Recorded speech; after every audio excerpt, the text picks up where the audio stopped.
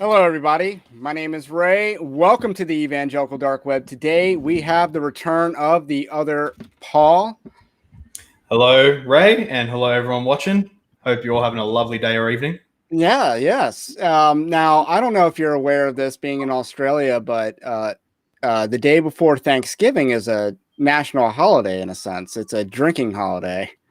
Oh, far out. That's great. So we got Thanksgiving tomorrow, but the day before Thanksgiving is considered a drinking holiday, or at least back That's awesome. before like COVID and all that. So I used to work in a restaurant, and that would be like the day to avoid working if you could. So, Nice. but That's great.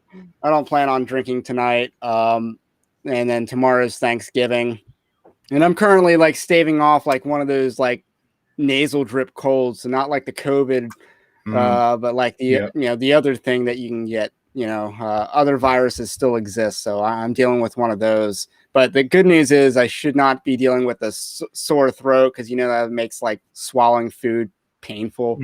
Yeah. I won't be dealing with that tomorrow while during feasting and all that. So that's the good news. But how are you doing? It has been a roller coaster for me lately. College for my teaching degree has been a bit tumultuous. And it might be up in the air because still in New South Wales, we have the vaccine mandate for teachers, at least if they want to work on premises, which is basically all teachers. So if that remains into early next year, then then finishing my degree will be impossible, at least while it is, because I have to do one more teaching practical. And the mandate extends to teaching students. So if that's the case, or even if it's not the case, but I'm still planning on doing it anyway, there's this independent teaching provider, which I'm planning on going with, so it can be more autonomous, independent. So either way, I'm looking forward to some work in the near future. It will be great. College is over, so that means I can focus on my channel more, and that's why I'm here now, because I'm much more free. I'm not bogged down with assignments. And of course, a little bit of gaming on the side while we're at it, because why not? Yeah, why not? Wait, so does that mean that semesters in Australia work a little differently than the United States? I'm not sure how they work in the US. So with us, we have, with college and university, we have 2 semesters. Right. First semester in the first half, second semester in the second half. First semester begins around February, March, and ends around, I want to say June. Yeah, around June. Then second semester begins, I think in September or August, but I think September, and then ends in November. So that's how it works with me. Okay, so I think you guys are shifted a little bit, and Yeah, I'm not whereas 100%. America, it's typically September to December, and then I think for college it's February to May, something like that. Okay, interesting. So not I'm out of the game. yeah. I've been out of the college game, and I'm not really going back. Lucky. So, but anyway, before we dive into our topic, I do want to take a moment to share the good news, and that good news is Jesus Christ. As we definitely come upon this season of Thanksgiving, at least in the United States, I don't know if you guys have a Thanksgiving in Australia, but in the United States, for sure, the season of Thanksgiving, and that season's tomorrow. But with Jesus Christ, we definitely have a Thanksgiving every day because of the sacrifice that he made for us on the cross in the payment for our sins. And, that's just really great if you get to think about it, because, not only did God create us and then we betrayed him in, the fall of man and all that, but God also, out of his love for his own creation, sent his only son to die on the cross to pay the penalty that we deserved. And then not only do we get a fresh account with God, but we also get to look forward to having glorified bodies and a relationship with God that's unbroken. So that's just a beautiful thing to be thankful for, and we should definitely be thankful for that as we reflect on Thanksgiving and eat so much that we just gorge ourselves. So think about that when your food coming. So now I might be the host. Evangelical Dark Web might be the host, but I believe Paul here is going to be, just the moderator of the content. He's got the content prepared, and we're just going to look at it. We're going to be tackling, eternity news and the big Eva situation down in Australia. But actually, before we get into that, just tell us, last time you were on was, I believe, over a month ago, and we talked about what the lockdown situation was in Australia. Do you have any update to provide on that situation? Yes, quite a lot has actually changed. So since the last time we've been together, our former premier, Gladys Berejiklian, well, she's former premier now because the business corruption investigations kind of caught up to her. And so she voluntarily stepped down as premier. And another premier took her place called Dominic Perrottet. He was the treasurer before that. And there was some big hope behind him, and I'll get to that, because he was a very traditional Catholic family man and all that, and had kind of silently but expressed opposition to the continued lockdowns and all that, and he wanted to open up the places as much as possible, open up business and that. So there was some hope in him, some reserved hope, but still some hope. Unfortunately, and that's what he made his main thing, to open the place up. That was going to be his main goal as premier. Unfortunately, as soon as he gets in, a little bit of context as well, the opening up, because right now we have officially a two-tiered system. It's not very well enforced, which is a good thing, but we officially have a second-class citizen system here right now already, where if you're unvaccinated, well, only the vaccinated can go into most venues like restaurants, hairdressers, nightclubs, the like, and all that. Although, of course, it's not very well policed, especially since certain accounts can give certain products that allow entry, which I will not explicate further. Don't incriminate. Oh yeah, no way. And I'll just stop there. Anyway, so it's not very well enforced, but officially it is the case, and it does have a material effect, and all that. So though there was the former premier did have an open update where there would be equal government granted rights to the vaccinated and the unvaccinated. So that was going to be what they call a Freedom Day, which is of course a bit of insult to injury. And the first thing that and that was December 7th, right? That's what the day was. The first thing this new premier did, who promised to be the guy who opens things up, is delay that to December 14th. So he pushed back the opening up of the state for the unvaccinated back another 7 days as soon as he's in, utterly lying about what he was going to do, about his position and all that. So that was big. But now the massive protests have made a return here across our country. So mainly in Sydney, in Brisbane, and especially down in Victoria, Melbourne, where they've been getting more and more intense because of Dictator Dan, as we call him. Daniel Andrews, the premier down there. So they've been getting more and more intense. The government's been buckling a little bit because even our own health minister, who's basically our dictator here, because the health minister controls all the public health orders, even he, despite the official restrictions not allowing any kind of public protest, especially by the unvaccinated, he actually gave, just before the massive protest that I actually attended last Saturday in Sydney, he actually gave a little edict that gave permission to the unvaccinated to attend the protest. So he actually kind of buckled a little bit, which was a very good sign. But everyone, now, that is called acknowledging the L and then trying to call it a win. Like, you're just huge L. trying to avoid the L. Everyone online was basically saying that, like, it shows that they're buckling, but everyone was just responding with, "We don't need your permission, mate. We're doing it anyway." Like, everyone, hundreds of thousands of people were going anyway, regardless of what he said. But he decided to do it last minute, I guess, to kind of make it look like the government's still in control. But obviously, they know they're not. Which is why that thing came out in the first place. So in some ways, it's been very positive, and of course, massive proliferation of for example, fake vaccination passports and all that. That's been big and everywhere and all that. So the government hasn't really been able to control that at all, especially since businesses, how they check your passport. There's nothing to scan. Like, if there was like a QR code to scan that went to like your MyGov or something, then it'd be borderline impossible to fake a passport. But it's literally just a thing on your Medicare app, a little certificate with some anti-fraud measures, because like my friends have showed me their real certificates with like a little animated logo and a couple other things. But people have easily replicated those, given them out for free. And businesses, all they do is just glance at it and then you're in. And it's very easy to do. So the government has been able to control that. Now, it's very interesting. Because I was talking with family on this past weekend.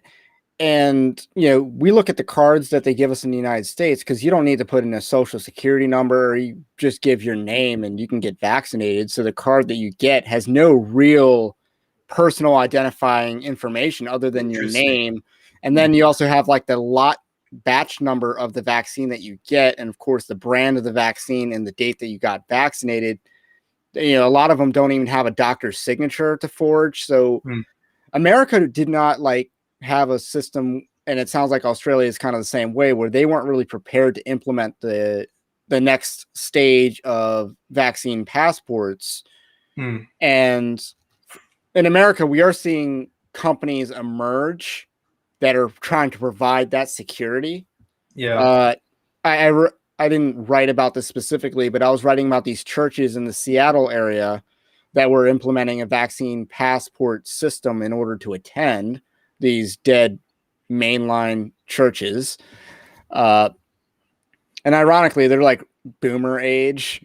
Like at least the one that I was able to see like a picture of the congregation, they're like boomers.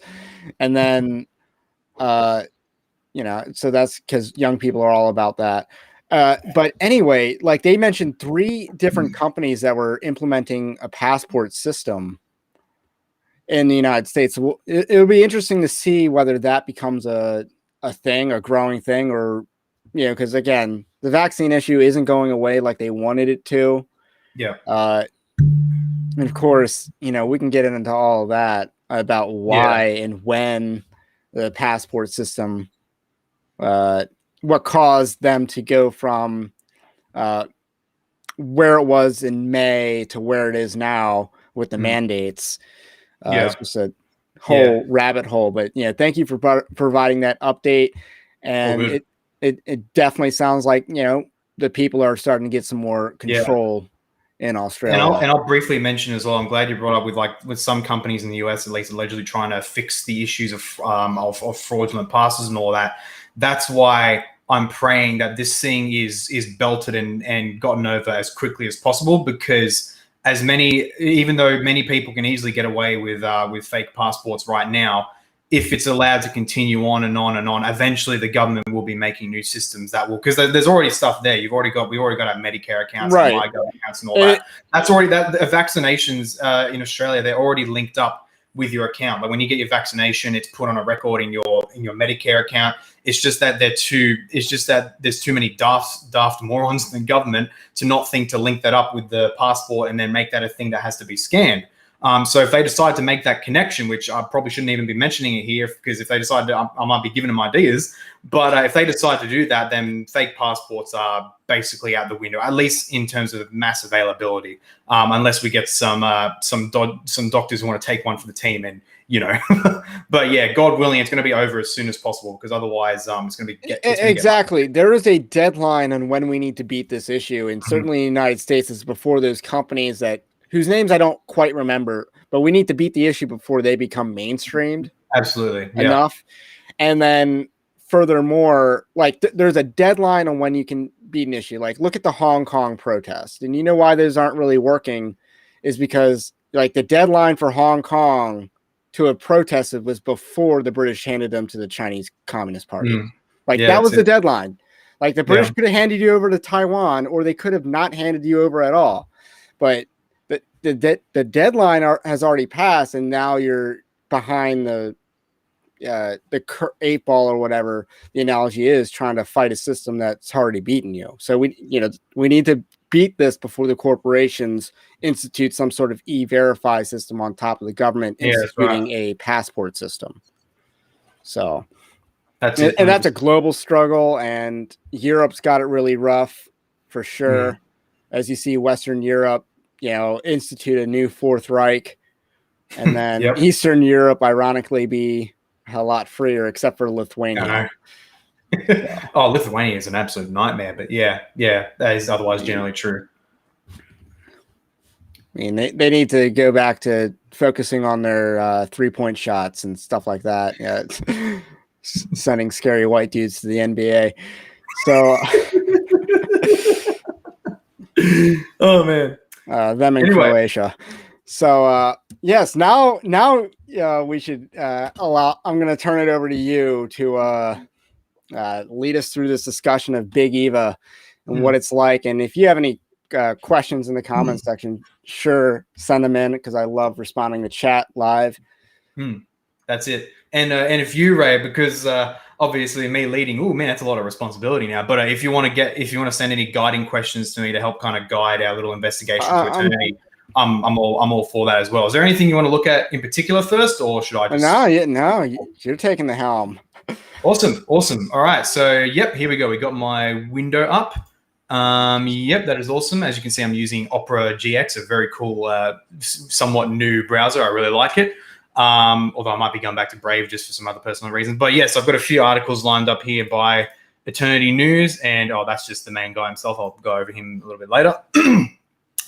The thing with Eternity News, just to give a little bit of background context to start with. So they are how I'll describe them. I described them to Ray here a little bit before we began the stream, is that they're kind of the Australian Gospel Coalition. Like, well, there isn't a Gospel Coalition Australia, but they're kind of like another Gospel Coalition Australia, only even less substance. So Gospel Coalition Australia and Gospel Coalition in general, they have really cringe takes on journalism, opinion, politics, and all that. They're awful on that side, but they at least publish like articles of theological substance, even if they can sometimes be erroneous. But otherwise, they can make a very interesting read for some good substance in theology.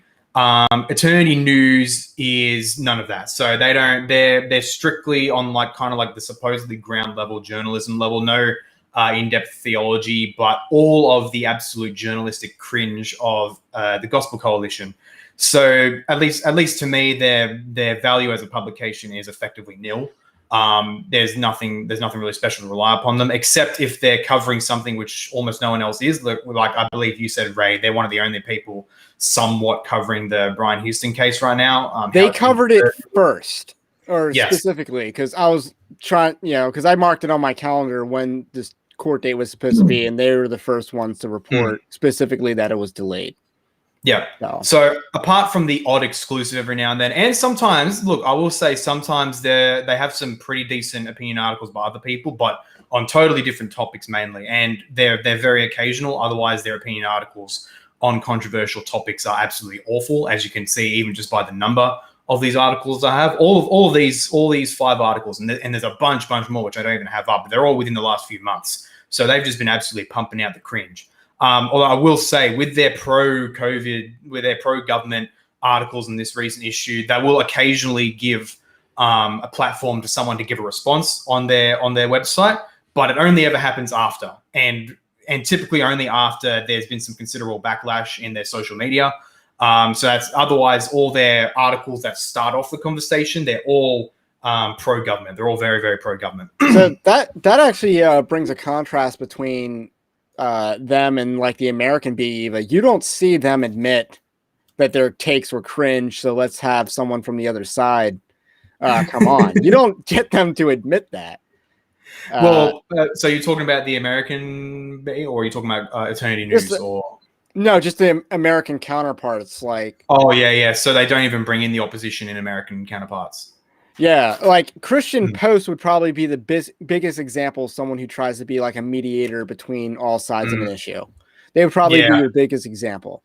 But Gospel Coalition, Christianity Today, you don't really see them have a conservative perspective on that. Yeah, that's it. So a small amount of props to Eternity News, because they can sometimes publish an opposing article, but it's very rare, and it's only ever in response if they get some big backlash. So there's that. I mean, it just sounds like they're trying to maintain. You brought up the government saying we're going to give the unvaccinated permission to attend this protest. It kind of sounds like they're doing that, but with the articles. It's exactly that. And in one of the articles I have up, I believe the one by Tim Costello, it gives an example. They do this all throughout their articles, but it gives an example of how they try to straddle, like, oh, look at us, we're the enlightened centrists. We're neither like these left wingers, blah, blah, blah, but we're not like these right wingers and libertarians and all that anyway, even though 9 times out of 10 they'll kiss left, punch right, but then still claim, oh no, we're the center. That's which the Almoner way, as we like to say in the United States. Yeah, exactly. And this first article I'll go right here. I won't go too much into it because I actually gave a full response on my written blog to this article by a certain Professor Patrick Parkinson called COVID Vaccination and the Common Good, basically giving a mix of his cringe legal opinion and mixing that in with what's the appropriate response to all this, to this COVID situation, mandates and all that. What legal rights are there? He gives a fair amount of criticism to the Ezekiel Declaration. I think we talked about that last time a little bit, Ray. Yes. Yes, which is an Australian a declaration by Australian pastors and other Christians and all that, which I personally signed as well. It's basically a letter to for those who don't know, a letter to our Prime Minister, basically saying, do not allow these vax mandates. Churches must be allowed to meet. We are an essential service, so on and so forth. It was good. It wasn't as blunt with the language as I would have liked, but other than that, it was a fantastic declaration. So he gives a fair amount of criticism to that. And ironically, one of the main things he links to later as a criticism that criticizes the Ezekiel Declaration in terms of factual information. One of the main articles he links to on it, I believe it should be somewhere around here. So this one right here, where he says others are very concerned about that position. That is the position on liberty and all that stuff. Noting inaccuracies in the information provided, pointing out that at best, blah, blah, blah, blah, blah. So he links to this article. I won't go too much on this, but he links to this other article here, which responds to the Ezekiel Declaration, basically trying to respond to alleged factual errors by the Ezekiel Declaration.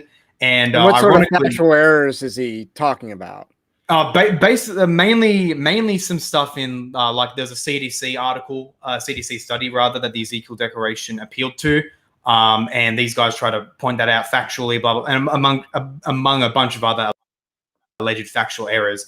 But Eternity News, again, to their credit, they actually posted the response of the Ezekiel Declaration guys article, and that came in, I believe that actually came in before this article by Patrick Parkinson. So he clearly didn't see their response. And they basically showed that like the guy is literally wrong about every single claim. Like he misrepresented the Ezekiel Declaration multiple times. So I won't belabor that point. It's very easy for me to get on tangents, so I'm trying to avoid that. Point being, that's what he does. He points to a very erroneous article, which you can read. This is the one right here, and Eternity News has a response to it. So, or at least by Ezekiel Declaration, and they're careful to note when they post the Ezekiel Declaration's response that their views do not necessarily reflect that of Eternity News. So they like to put that little blurb at the bottom. They don't do that with any and they didn't put that on the original. They don't put that on the pro-government articles, though. No, they don't.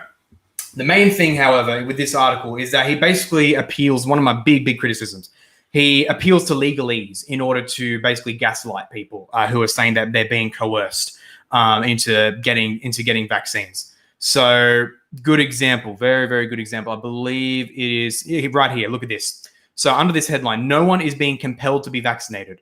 No one has been compelled to be vaccinated in Australia, and no one will be. It is a fundamental legal principle that adult patients must give an informed consent to invasions of bodily integrity, except in a medical emergency.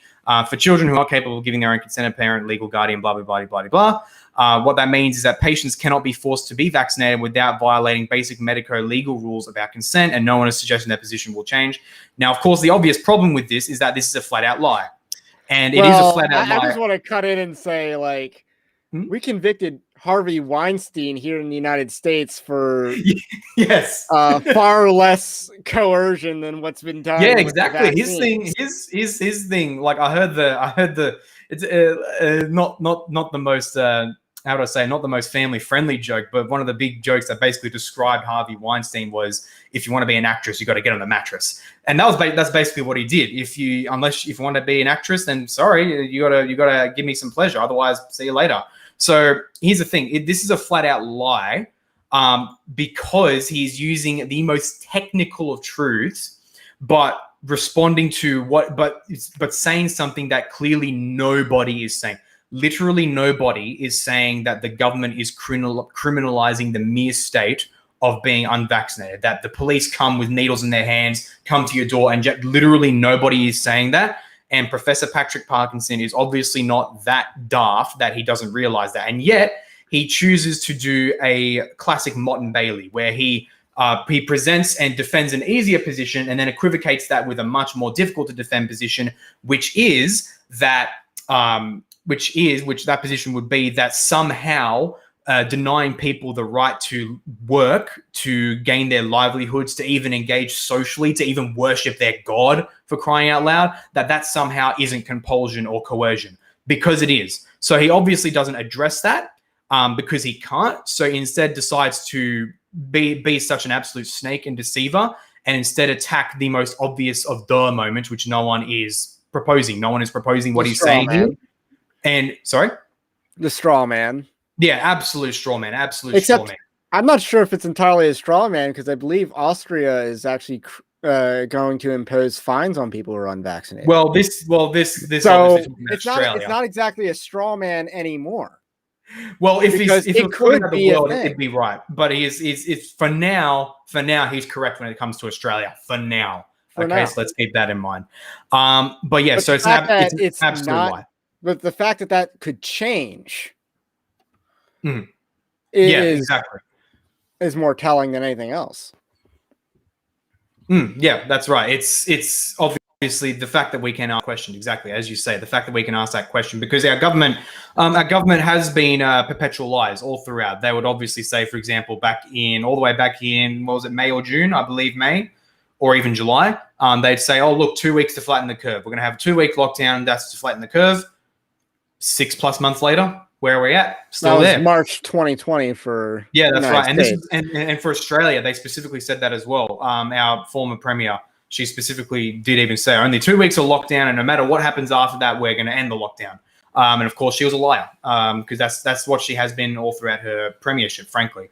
And of course, he objects to the claim, the argument of conscience that people buy this, they don't want to get a vaccine because of fetal stem cells, or because they believe it's, for example, it could be harmful to them, whether they're right or wrong. Now, here's the thing. Here's a really, really disgusting error on his part that shows how theologically inept this Professor Parkinson guy is. He says, when talking about the question of conscience, first he appeals to, the Catholic Medical Association says that we're to respect the conscientious objection, blah, blah, blah. But of course, I think he mentions this somewhere. No, he mentions them somewhere else above, where he says, they recommend getting the vaccine, as if the Catholic Medical Association is any authority whatsoever. But here's the really disgusting thing he says right here.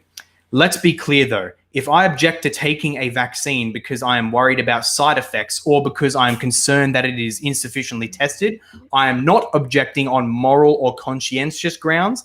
I am making a decision based upon my assessment of the risk versus the benefits to myself on medical grounds. We should not fool ourselves into thinking that such a judgment is a religious one. The Bible gives us no guidance whatsoever on the medical efficacy or the benefit of a new vaccine. A religious person who has an objection to a vaccine does not have a religious objection by reason only of the fact that he or she happens to be religious. Now, this argument has also been made in the United States. I know I responded to that same because it is an absolute disgusting lie, but I want to hear you first. So, first of all, man, I'm trying to remember who wrote that argument, because it basically has to do with the whole what is and what isn't a religious argument. Obviously, Francis Collins and Ed Stetzer, I did, I believe, 2 videos on that homoerotic pair. And Francis Collins was the head of the NIH, I believe. I believe he was head of the NIH. So he was actually in part responsible for coronavirus. Because his institution was funding gain-of-function research. Yeah, so, in a way, yeah. And he's hailed as this evangelical hero, even though he doesn't actually ascribe to like basic evangelicalism. Like he's not like, he's a theistic evolutionist, I believe, and stuff like that. So he's not exactly evangelical by theology. But so first, I don't think they're entirely wrong on the differentiation between a religious objection and a medical objection. However, with being compelled, when someone is compelling you to take a drug, a therapeutic that you do not want to take, that they don't have the authority to make you take, they are acting in sin. So the government is acting in sin. Your employer could be acting in sin, because your employers do not have this decision authority over you, because you're not a slave. If they owned your person, you could make the argument that an employer can mandate a vaccine, but they don't own your person. They contract your labor. And so that's the key difference between, like, So they don't have that authority. So when you're resisting authority that they do not have, that someone over you does not have, like a church leader or a government or your boss or whatever, or even a husband who wants to give you a beat down, if you're resisting that authority, you are not in sin. You are actually trying to correct someone who is in sin. That's right. Yep. And that can only be done based on a religious understanding of a moral situation that we're in. Yeah. And you know what? That's excellent. You say that. That's something that we'll go into even more depth a little bit later, because obviously it brings up Romans 13 as these types love to do. So we'll get more into that. But the bigger one I was thinking of, the bigger absolute flat out falsehood that I was thinking of, is the very first line right here. If I object to taking a vaccine because I'm worried about side effects or because I'm concerned that it's insufficiently tested, I am not objecting on moral or conscientious grounds. This is a lie, a flat out, I'll say falsehood, because I don't know if he's actually intentional with it. I genuinely think by his use of scripture throughout that he is genuinely theologically inept, so he actually believes this. So I'm not going to say he's deliberately lying, but this is not true. The concern and regulation of our bodies is one of the highest moral Christian imperatives given in scripture. Our treatment of our bodies as a temple in 1 Corinthians, and that we offer our bodies as living sacrifices, holy and pleasing to God, which primarily refers to proper conduct, but would also, this would actually be included in that proper conduct, treating your body well, exercising, eating healthy, things like that. The concern over a substance you put into your body for alleged medical purposes is paramount to that question of how we treat our bodies as temples. If someone, for the purely hypothetical, all right, whether they're right or not, if someone has at least what they believe, or does have a reasonable concern about a medical treatment, one which they may not even need to take if they're in the right, like for example, at my age bracket, at least, like in the young 20s, male, reasonably healthy, my chances of getting any injury, let alone death from coronavirus, is so stupidly tiny that I don't see any good reason to put in a genuinely wild card substance in my body. I just don't need it. Even if it was guaranteed, even if it was, the sign was absolutely solid on its protection, I just don't see the need for it. So this just straight up falsehood. How we treat our bodies, what we put into our bodies, is absolutely a moral, conscientious, religious concern, because our bodies belong to the Lord. We have an obligation to treat them as well as we can. And if someone does have a reasonable concern against taking a certain medical procedure, a certain substance, then absolutely that is religious. Okay. Is not merely scientific. It's not either or. It's not either religious or scientific. The Christian worldview, and this is what I believe is fairly revealing about Professor Parkinson's worldview, that whether he knows it or not, his Christian worldview is not all-encompassing of his thought. He seems to treat the Christian worldview as something highly specific, referring to pietistic practice and all that, whereas on all other areas of life and all, it's secular. We appeal purely to secular, scientific, philosophical categories and sources and law and all that stuff. It appears that he puts a dichotomy between the Christian worldview and the rest of human life, which, of course, as we would all know, is absolutely flippin' silly. Absolutely silly, absolutely stupid and false. As Paul himself says, whatever you do, whether you eat, whether you drink, two of the most mundane acts, much more mundane than taking a medical procedure. And yet, even in those extremely mundane acts of eating and drinking, Paul says to do it for the glory of God. And now that's what we'd have to ask Professor Parkinson. If hypothetically someone had reasonable concerns about taking a medical procedure, taking a substance that's allegedly medical in purpose, if someone has those reasonable concerns about it, is it not glorifying to God to potentially forego it if they see more harm than good? Yes or no? So this is an absolute falsehood. And let me just read that verse that you referenced, or 1 Corinthians 6:19 and 20. Or do you not know your body is a temple to the Holy Spirit, who is in you, whom you have from God, and that you are not your own, for you have been bought with a price, and therefore glorify God in your body. So a lot of what you're talking about is correct, and right on the money. And I just want to put a even finer point is that our bodies belong to God. And when someone tries to usurp that authority, they are in sin and they are causing you to use, and they are trying to compel you to usurp that authority as well. So you're absolutely right that it is at the end of the day. I think at the end of the day, it does become a religious objection. That's it. You know, even if the the risk benefit analysis isn't necessarily one, but once you follow that theological path to its logical conclusion, then it becomes one. That's it. And let me just interject a viewer question. We have 101 scriptures of God's will to heal. So how can we convince Christians to bow down to all things science? I think they mean not to bow down to all things science. I guess they're trying to make a diss on cessationism, which I will allow. Hey, amen. Amen. I will allow people to drop their theological hot takes on evangelical dark web. That's what the whole dark web part is all about, is dropping hot takes. And let me just say that I don't necessarily think that God promises to heal us from coronavirus. Because again, this goes back to the whole, I believe it was the three that went into the fire, the furnace, and they went in there. They were thrown in there saying that we don't expect to be rescued, but if God wills it, He will.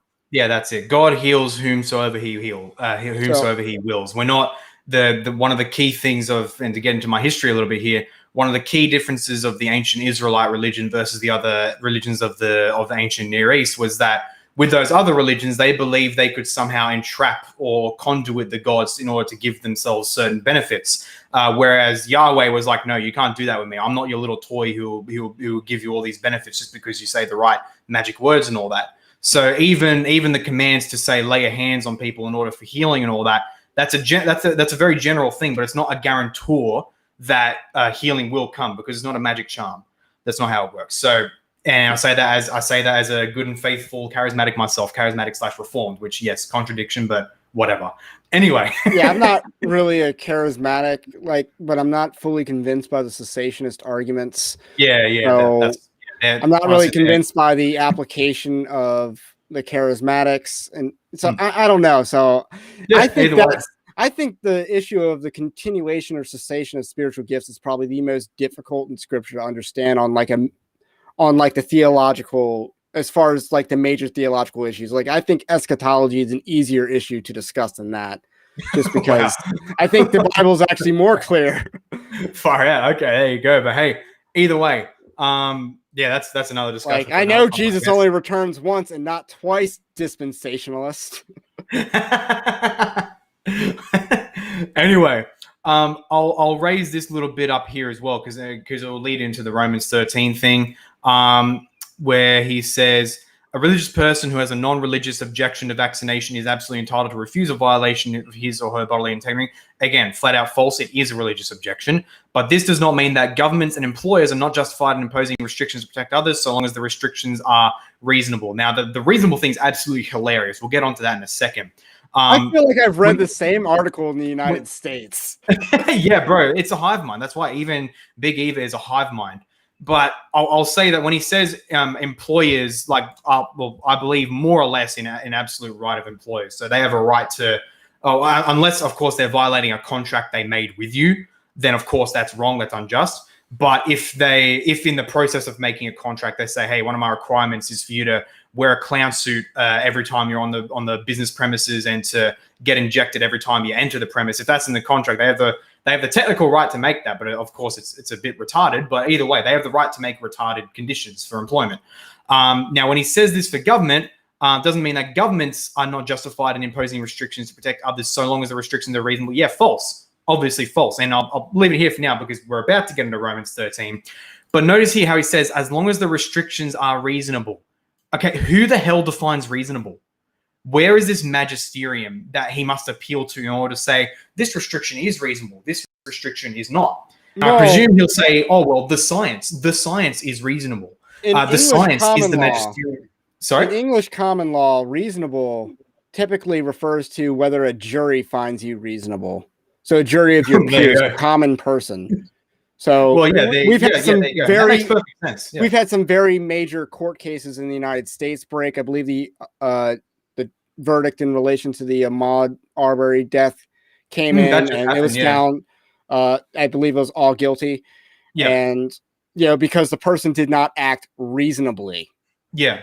Yeah. That's right. That's right. And the Kyle Rittenhouse again. Same with Rittenhouse. Yeah. He did act reasonably. Very reasonably. The whole the notion of what is reasonable in our legal system really comes down to a lot of times jury. Yeah, that's right. And of course, well, given a lawyer, you'd think he'd have a bit more of he'd be a bit more specific on what the heck he means by reasonable. But that's the problem right here. What the hell does he mean by reasonable? He would likely, almost certainly, in fact, say, "Oh well, let's appeal to the science. If the science says that lockdown will have X benefit of having less infections and less hospitalizations, blah blah blah, then that's reasonable." Which of course is stupid because science doesn't give conclusions; it gives you data. It doesn't give you. There was a really good doctor guy on YouTube. I totally forgot his name. I think he's an Indian bloke, or at least somewhere in the subcontinent, but American as well. But he basically says the science doesn't say anything. There's a difference between science and policy. Right? Science doesn't decide policy. The science doesn't even answer the question of what the right policy is. That question, to speak in paraphrase, although which I would agree with as well, the question of policy has to do with our priorities. What are our moral priorities? So we get the science. The science will give us X data on this and X data on that. It may say, for example, okay, a lockdown will bring down, it may conclusively say a lockdown will bring down infections by X amount, but it'll also have incredible disastrous effects on economic and spiritual life and all that stuff. It gives you all this data.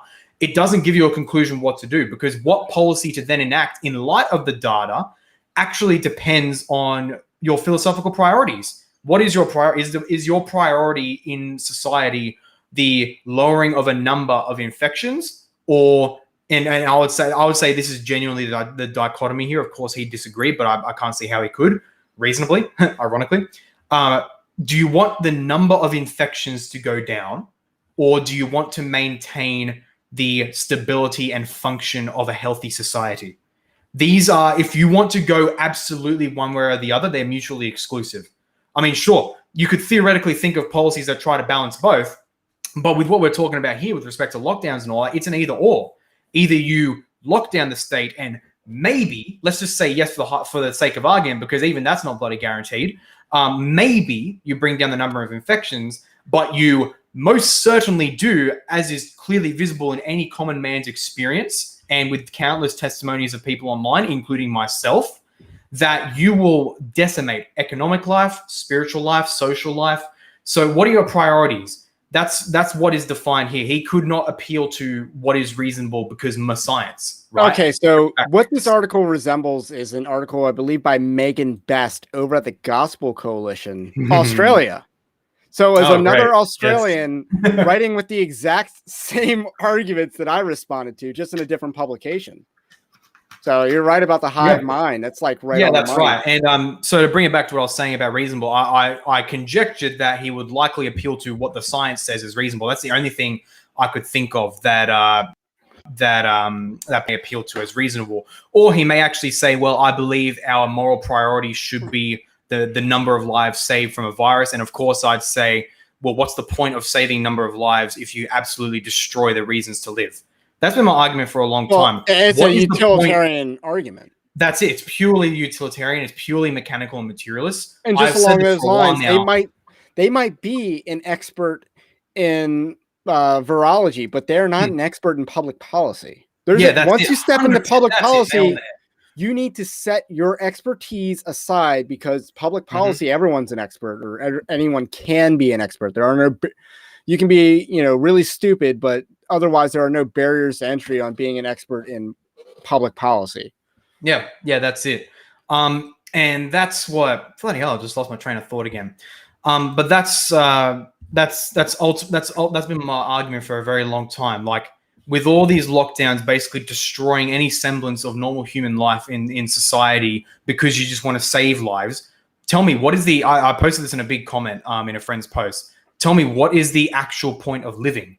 if you ban any measure of normal human life, social life, spiritual life, even just going to the pub with some friends and all, if you ban all of that, literally, what is the point of living? What is the point of saving our lives if we're not allowed to live them? So he obviously totally unacknowledged and all that. So he doesn't establish what he means. Parkinson in this article does not establish what he means by reasonable. He seems to think that it's just self-evident and all that, which obviously betrays a little bit of arrogance on his part. But yeah, and I think we can now go to the Romans 13 issue because he says something that is just absolutely hilarious. I'm not going to cover what he says about there's kooks. I think we've dealt with a lot of bad Romans 13 takes in the last year and a half. So proceed. Look, this one is very brief, but it is very eyebrow raising, even compared to other crap Romans 13 takes. I won't comment on his stuff about, I'm not going to trust some random fringe YouTuber over the medical regulators, blah, blah, blah. Regulators who disagree, by the way, on the efficacy of the Moderna vaccine. But sure, let's ignore that. Let's ignore that for now. But obviously, he gives the false dichotomy of medical authorities versus kook YouTubers, and of course, fallacy of the excluded middle, including experts who disagree with the mainstream narrative, or even lay YouTubers, but who actually look into the data and give some reasonable conclusions for all that. He obviously doesn't ignore that. He doesn't acknowledge that, either because he's frankly too thick for it, or he's malicious. And of course, we should be charitable, so I'm just gonna assume that his worldview is so black and white and thick that he just doesn't realize that there is an excluded middle. But here's his Romans 13 take.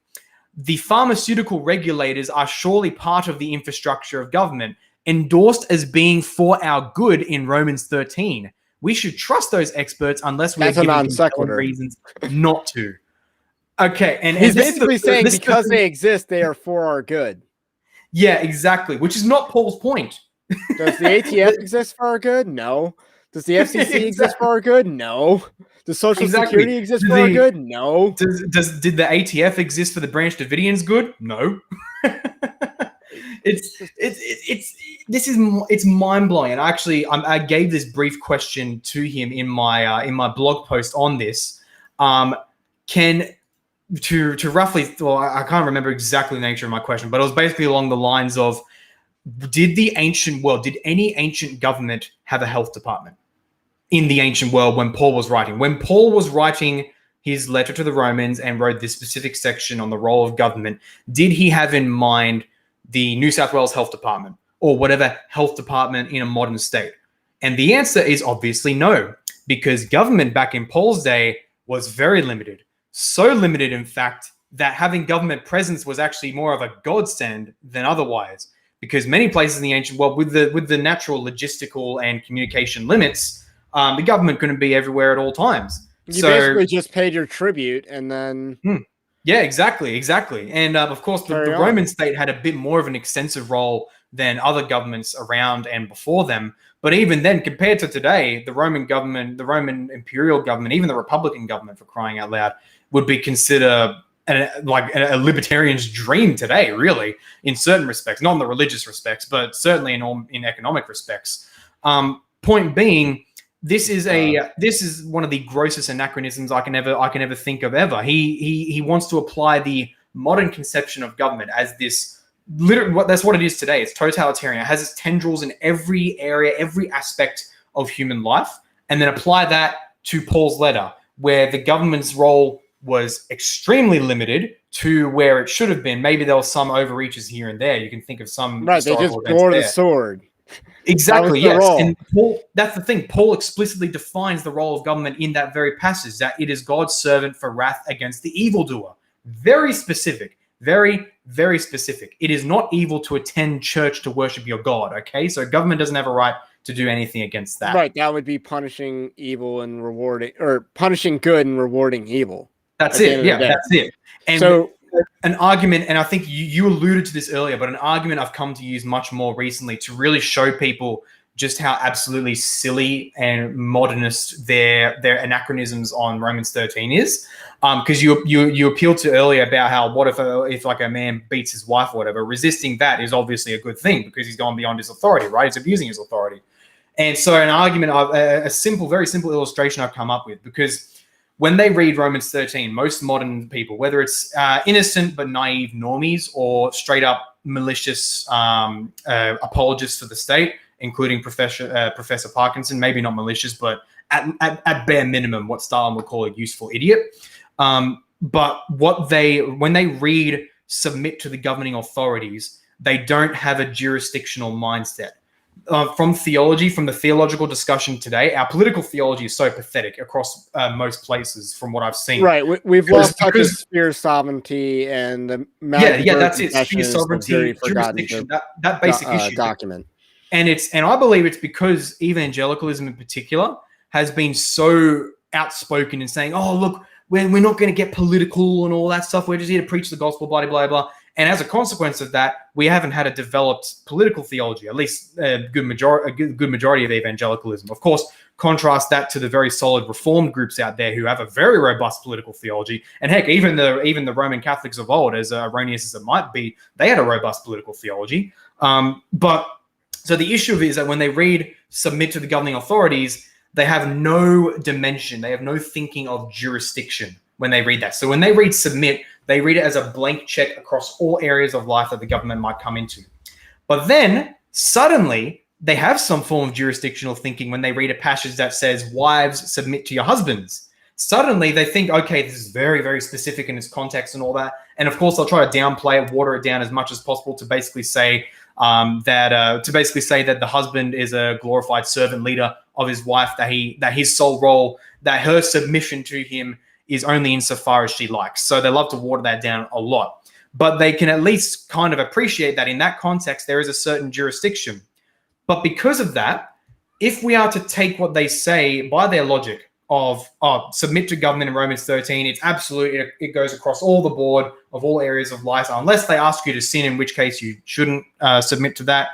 But if they're going to say that, then does that not also apply to passages that say wives to submit to their husbands? It must be all across the board. It must be jurisdictionally absolute. There is no specific sphere to which the husband does not have authority over his wife. So because of that, and of course, many of these normies will say, even if the government makes erroneous decisions, you must still submit to it, right?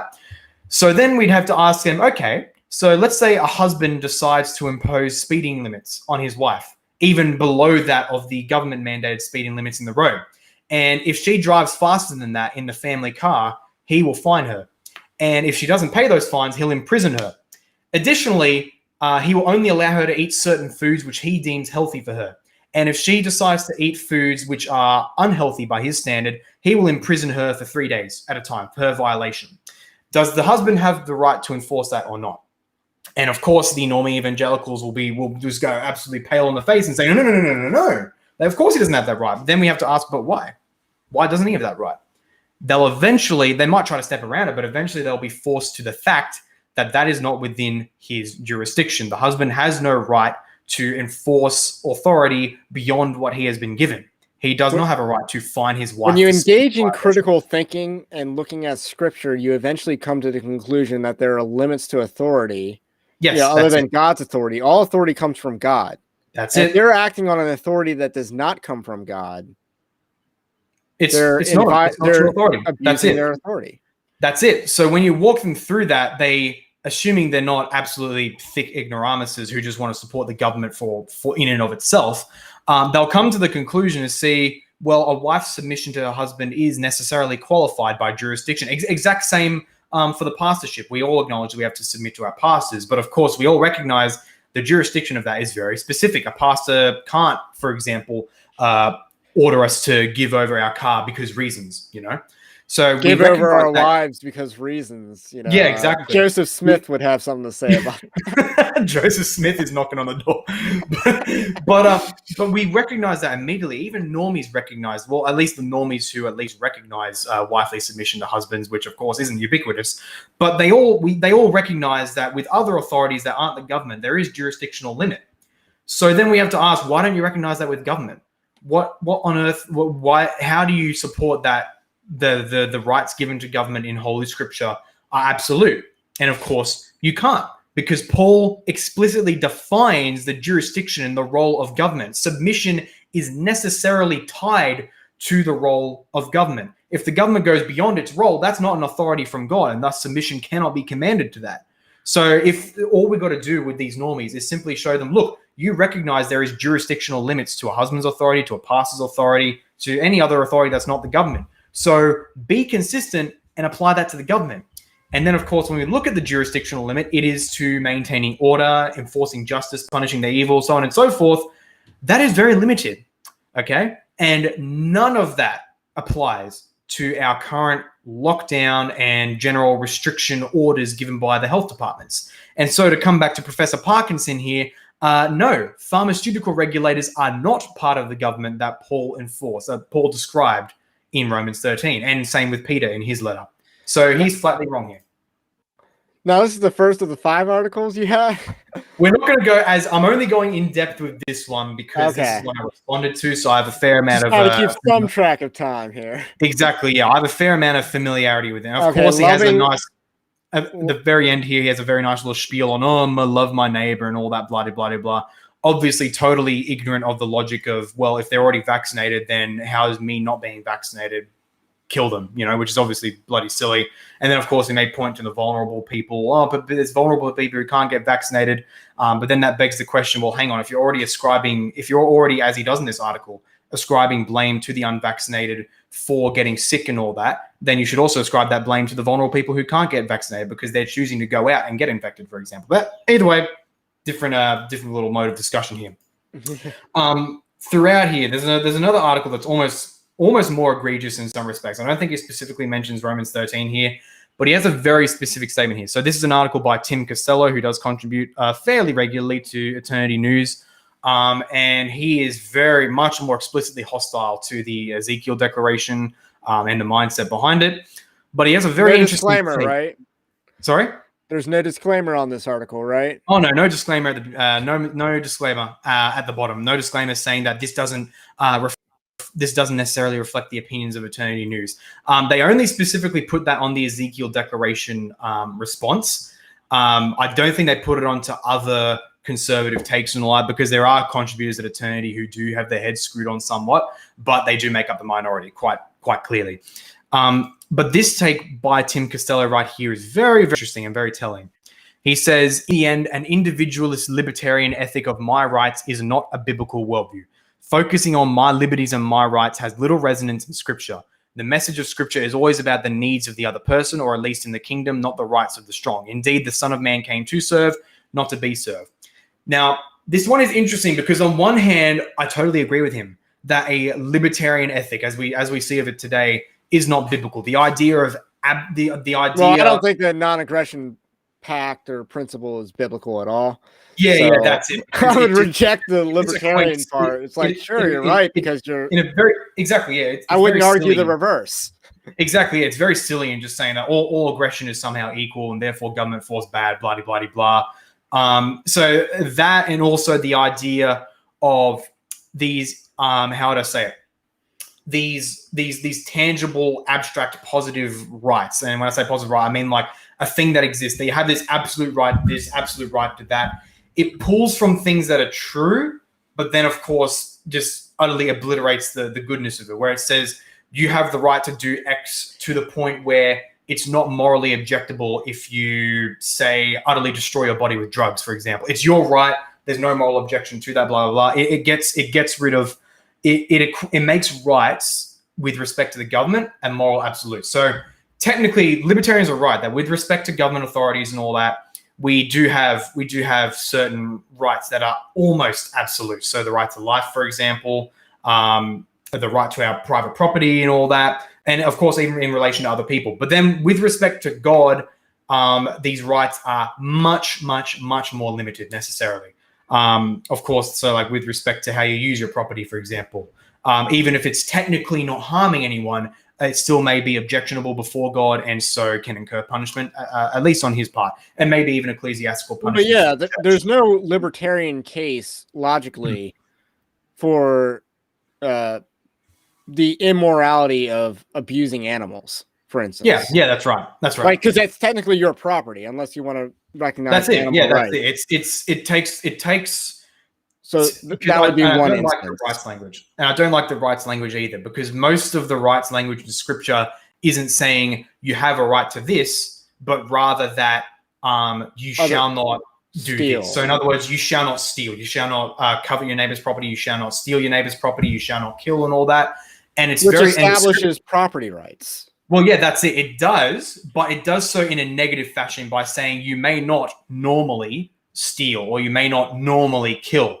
But the good thing about Scripture not saying you have a positive absolute right to this is that it avoids the confusion and the conflict that comes about when Scripture does, for example, command the execution of criminals or the taking of certain people's property and all that stuff.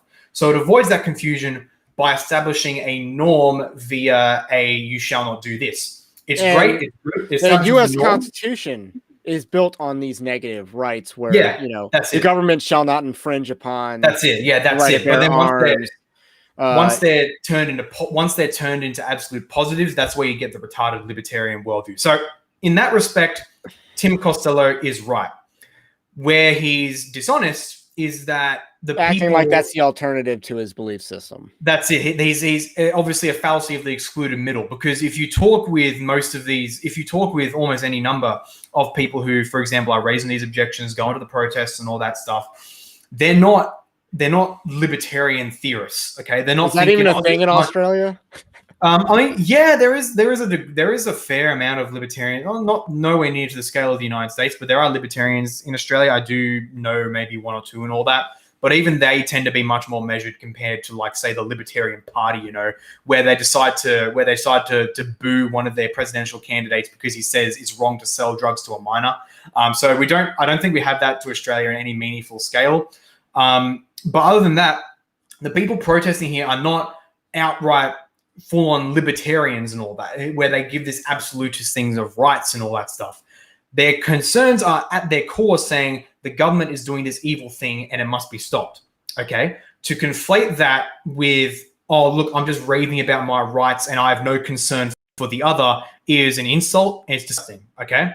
Because this may apply to one or a few people who have that's their motivation. That's just this libertarianism and all that stuff.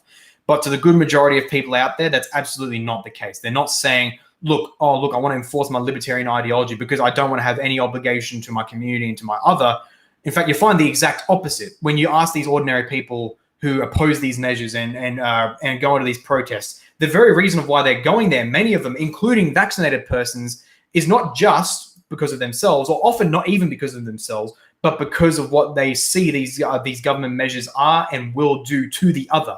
So it's actually the exact opposite of what Tim Costello says. It's the exact reason why there's new unions coming up, for example, and new education providers, at least one I know of that's coming up, which I may be going with, precisely because they are concerned for people who are being unjustly repressed by our government.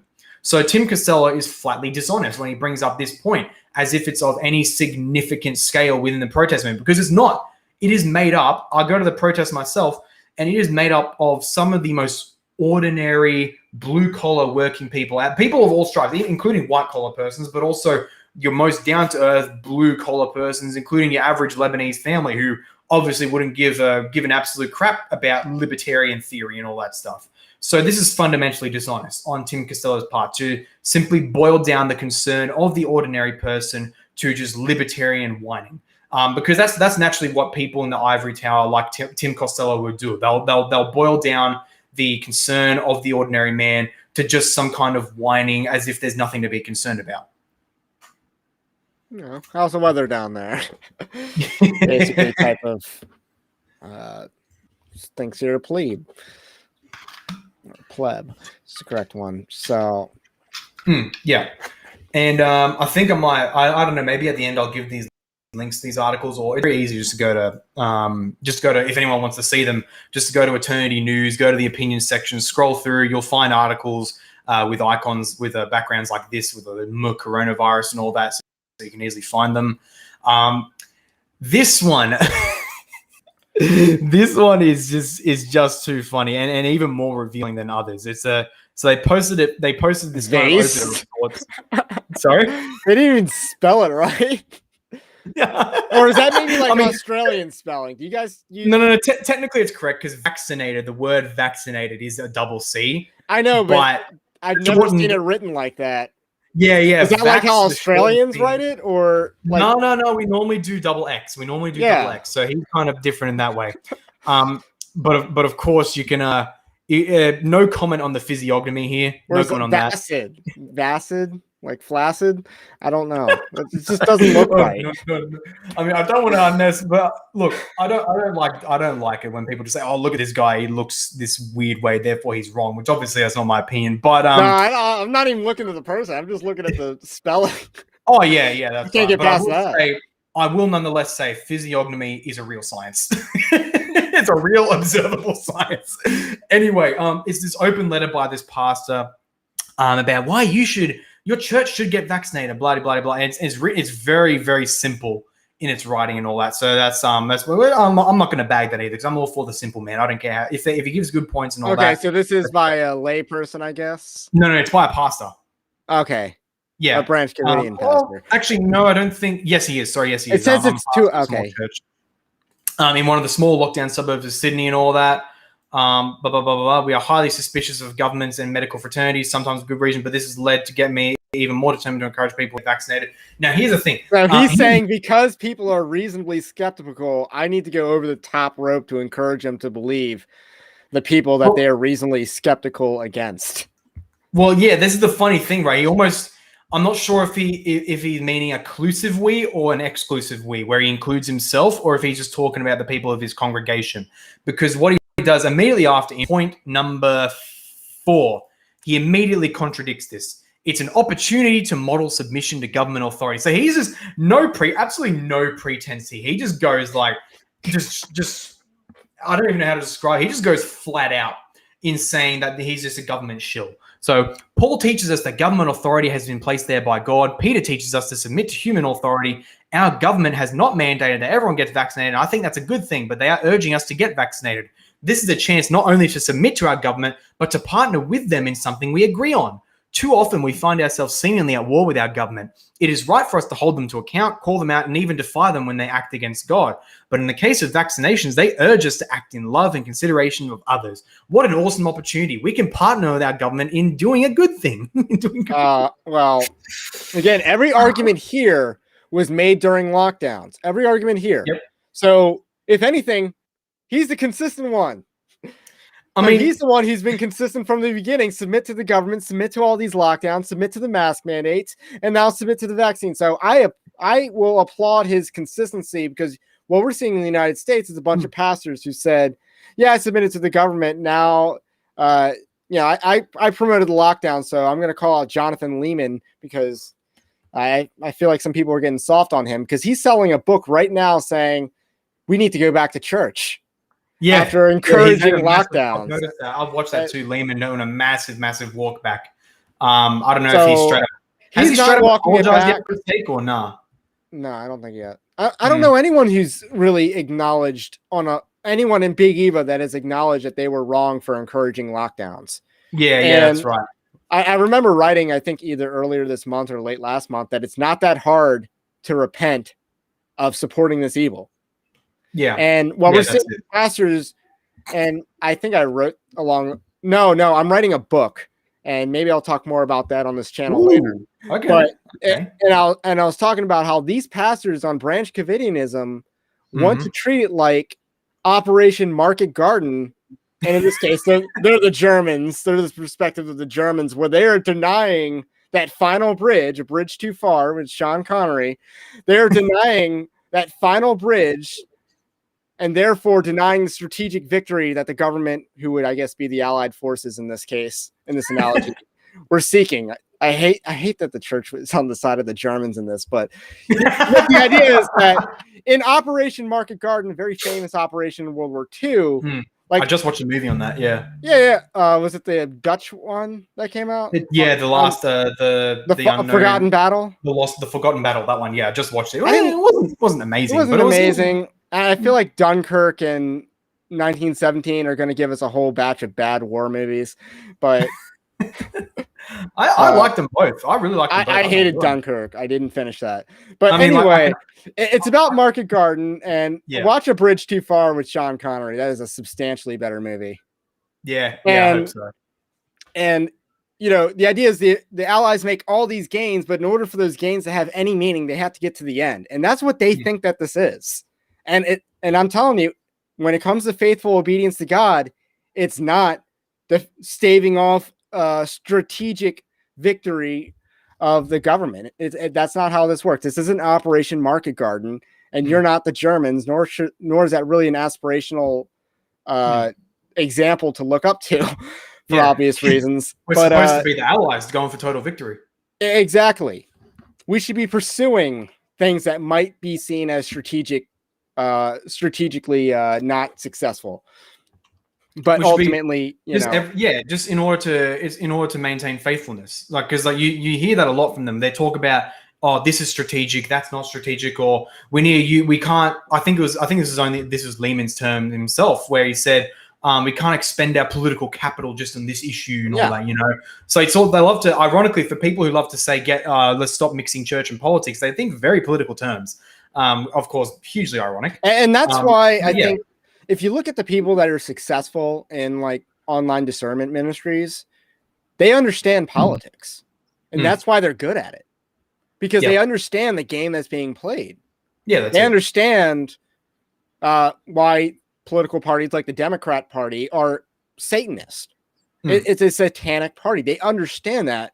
And so they carry that over and use that for the edification of the church.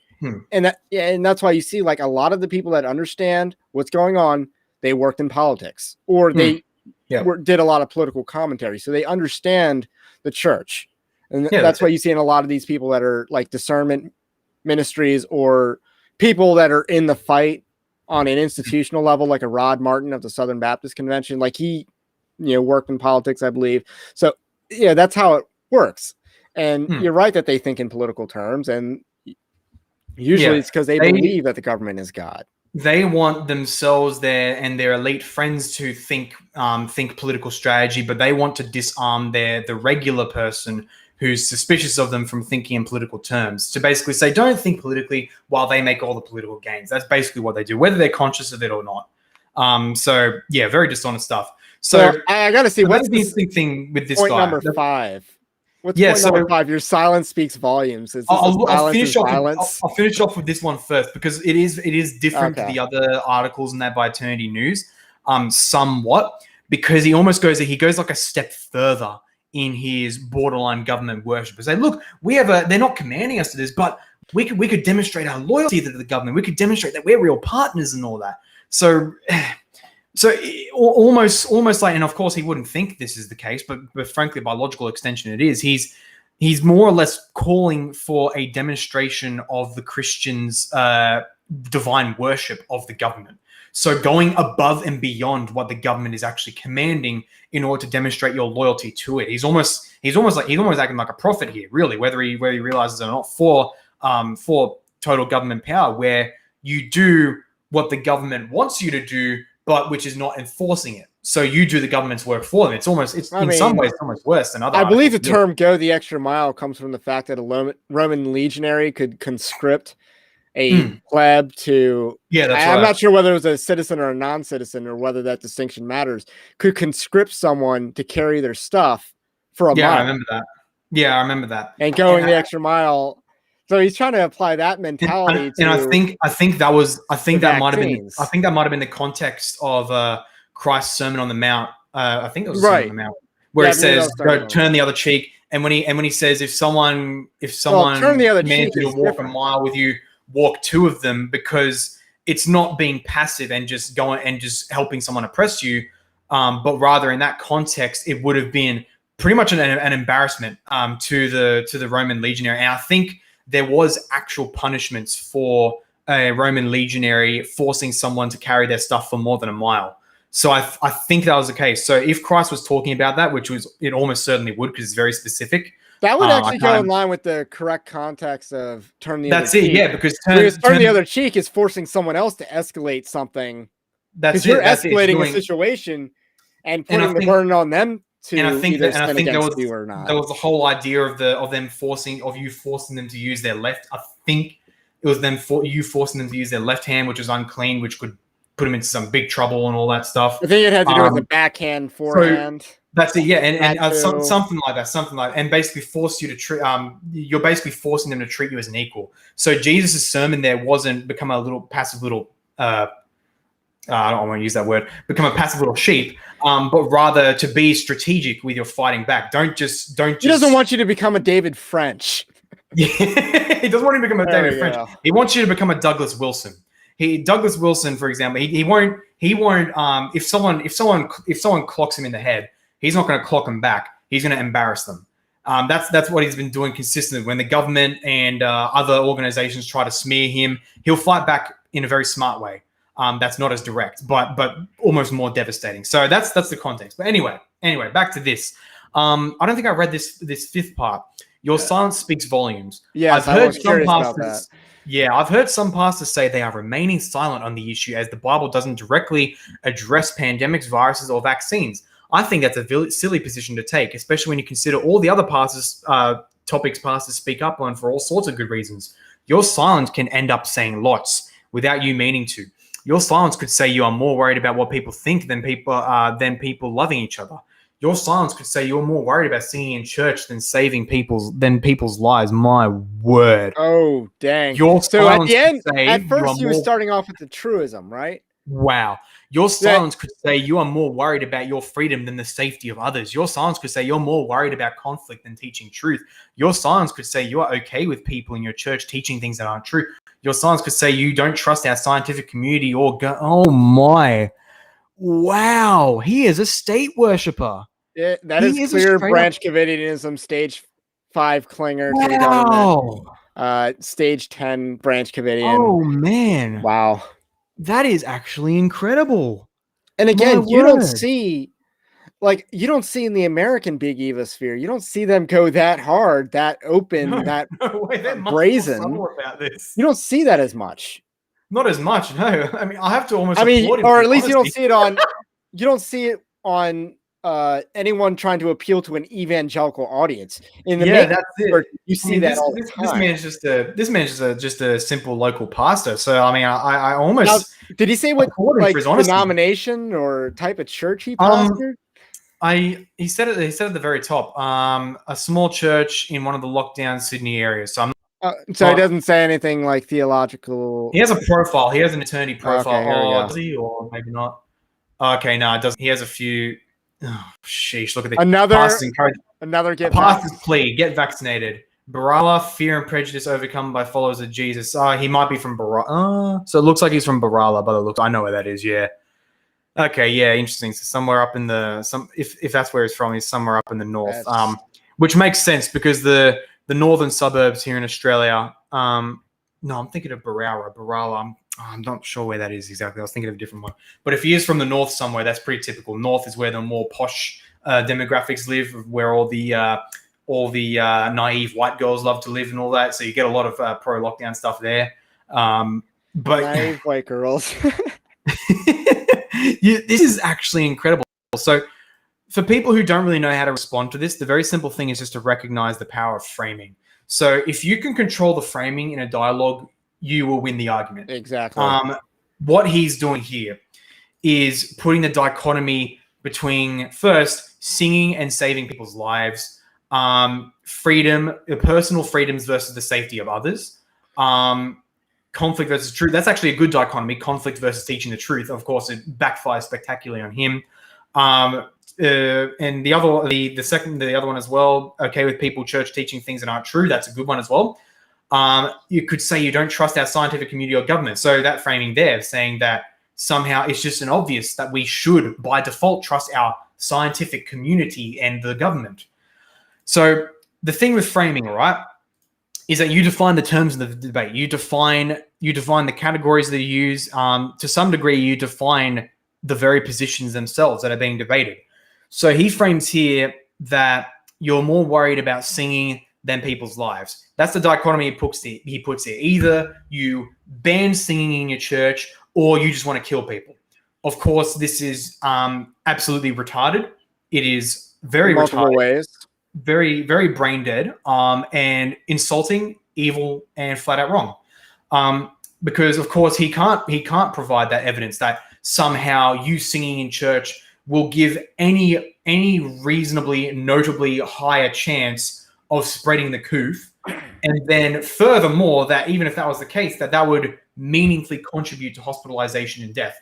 What he appeals to, when people in the Branch Covidian apologetics, when they appeal to saving lives and the safety of others and all that, they're not actually talking about a real immediate actionable risk, okay? They are actionable event of you risking someone's life. They are talking about mere risk, mere potential. So when you read them saying things like, you are putting people at risk, you care this more than people's lives, you're worried about your freedom more than the safety of others. Translate that every single time when you say it, translate that as saying you care about your personal liberties, you care about singing in church more than the bare hypothetical, absolutely tiny risk that you could spread a virus, which then could infect someone, which could injure them, and then could kill them. So when you see them talk about this dog crap, that you need to care for people's lives, read it as actually saying mere hypothetical, tiny, infinitesimally small risk. Because when you recognize that, you can then force them to consistently apply it.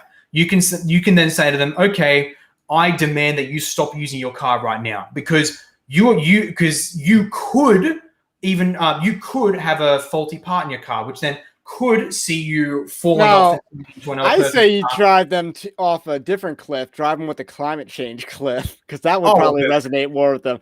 You could contribute to climate change, which could raise sea level and kill millions of people in that's Bangladesh. That's even better. You using any electronic appliance in your house right now, unless you are 100% reliant on hydro or solar or wind or a mix of all that. And even if you are, if you're not 100% reliant on those things, you could contribute to the very carbon dioxide particulates that kill a small child in China. You could. Exactly. It's possible. You could. It's a real risk. And of course, even if it's not just you, you are contributing to the collective harm and all that of all people. And of course, we can consistently say that's obviously, I mean, we could say that it may be good in the future to get off these kinds of things, because even ignoring the climate change stuff, obviously pollution is bad on the individual person's health. So we could say it is a good thing, but we can also consistently say that to make every person so responsible for such remote, further down the change potential harms is untenable and ridiculous. Okay, we can consistently say that. But that's the reason why I pointed to that is because the analogies between climate change and Branch Covidianism, that they're both left-wing eschatologies. Yeah, that's right, 100%. And if climate change was the big eschatology of the left prior to Branch Covidianism and all that. So that's why they always had like a 12 years. That is actually a better analogy. It was always 12 years to whatever. And then we used data from this institution whose name is escaping me. It was a British institution. IPCC? No.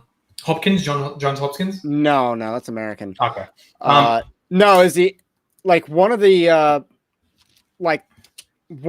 places that gave us like the models, the IHME, but might have been before that. The IPCC, that's the United Nations. No, I think it was like IHME, and it was this, okay. Well, either way, these organizations that had like eschatological climate change projections, and it's like as soon as you realize that, these are the same people that think the world's going to end in 12 years, and they're predicting mass casualties from COVID, you knew they were wrong. Yeah, you knew that there was assumptions that should never have been trusted. I mean, if we trust the data on what's counted as a COVID death, then it has made some impact, but nowhere near what they were even predicting. And of course, even in Australia, for example, there was an article I read which echoed, I think I want to say our federal health minister or one of the main guys who works under him, who basically said Australia's, and this was back in August, I believe, Australia has changed their labeling of the statistic of COVID deaths from deaths from COVID to deaths with COVID.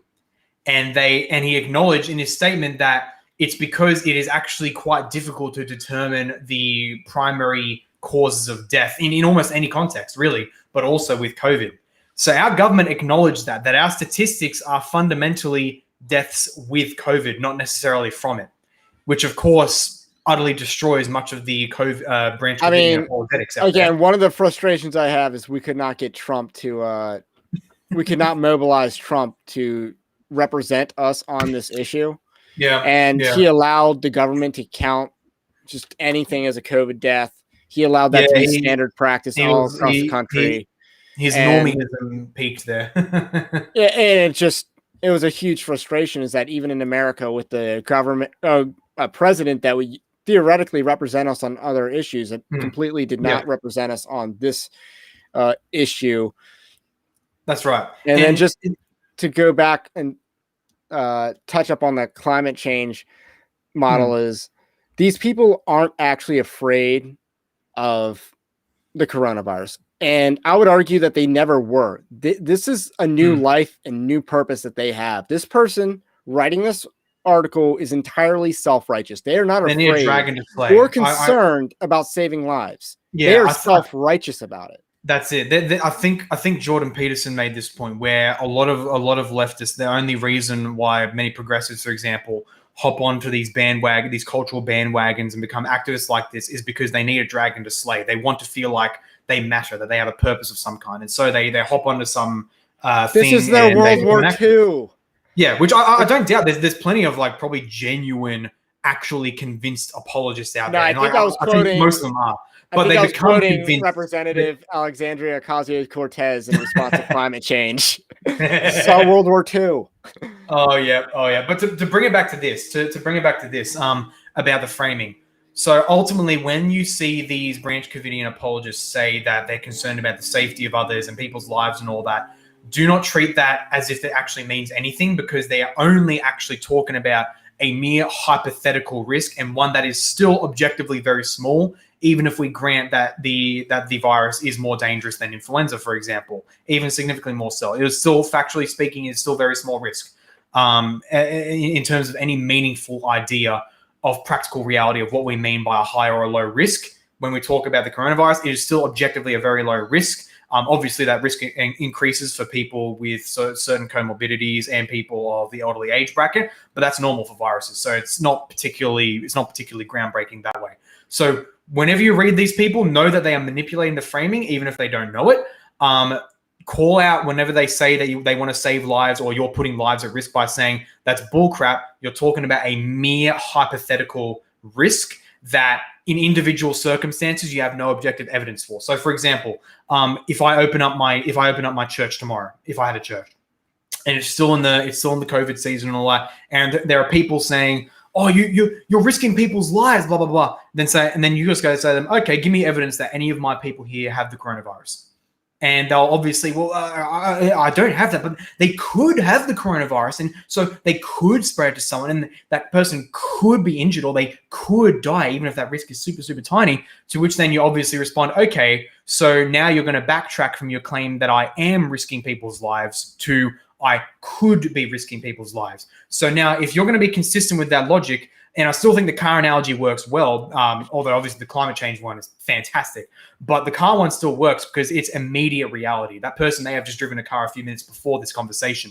You say to them, okay, so if you're going to be consistent with your moral apologetic that the mere possibility of putting someone's health and safety at risk is enough to morally impugn me for doing something, then you must say, then I will hold you morally accountable right now for putting so many countless people's lives at risk every time you enter your car and drive even just down the street. Because your car could have a faulty part, which then could see you steer off the side of the road and run over a few people and kill them.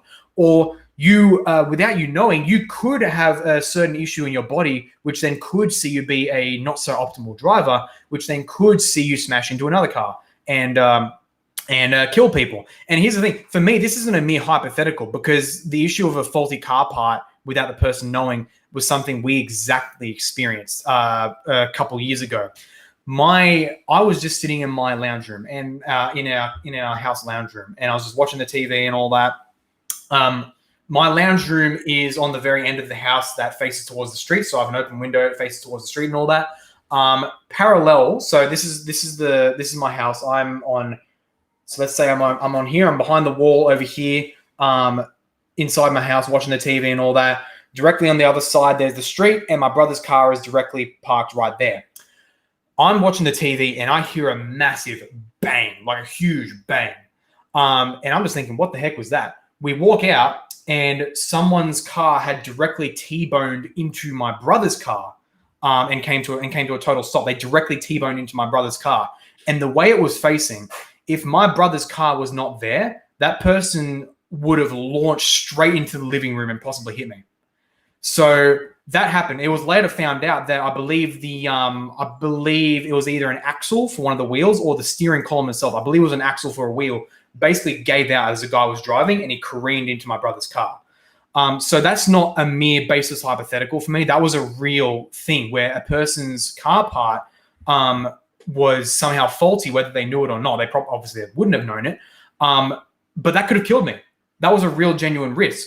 Now, if there was no good reason for that person to have known their car part was faulty, let's say, for example, they recently, we don't know the exact scenario, but let's say that person did recently have a checkup, or it simply wasn't the time for when they normally do their car servicing and all that, then maybe you can, in a very small, indirect sense, hold them somewhat responsible, but not to any meaningful level, because this person, let's say hypothetically, right, you're not going to be able to charge them with manslaughter or whatever. Yeah, that's it, because they may well have had no reason to suspect that one of their axles was suddenly going to give out, and certainly the fact that they're driving on the road means they certainly didn't believe that as well. So even if something really bad did happen, he couldn't be held responsible.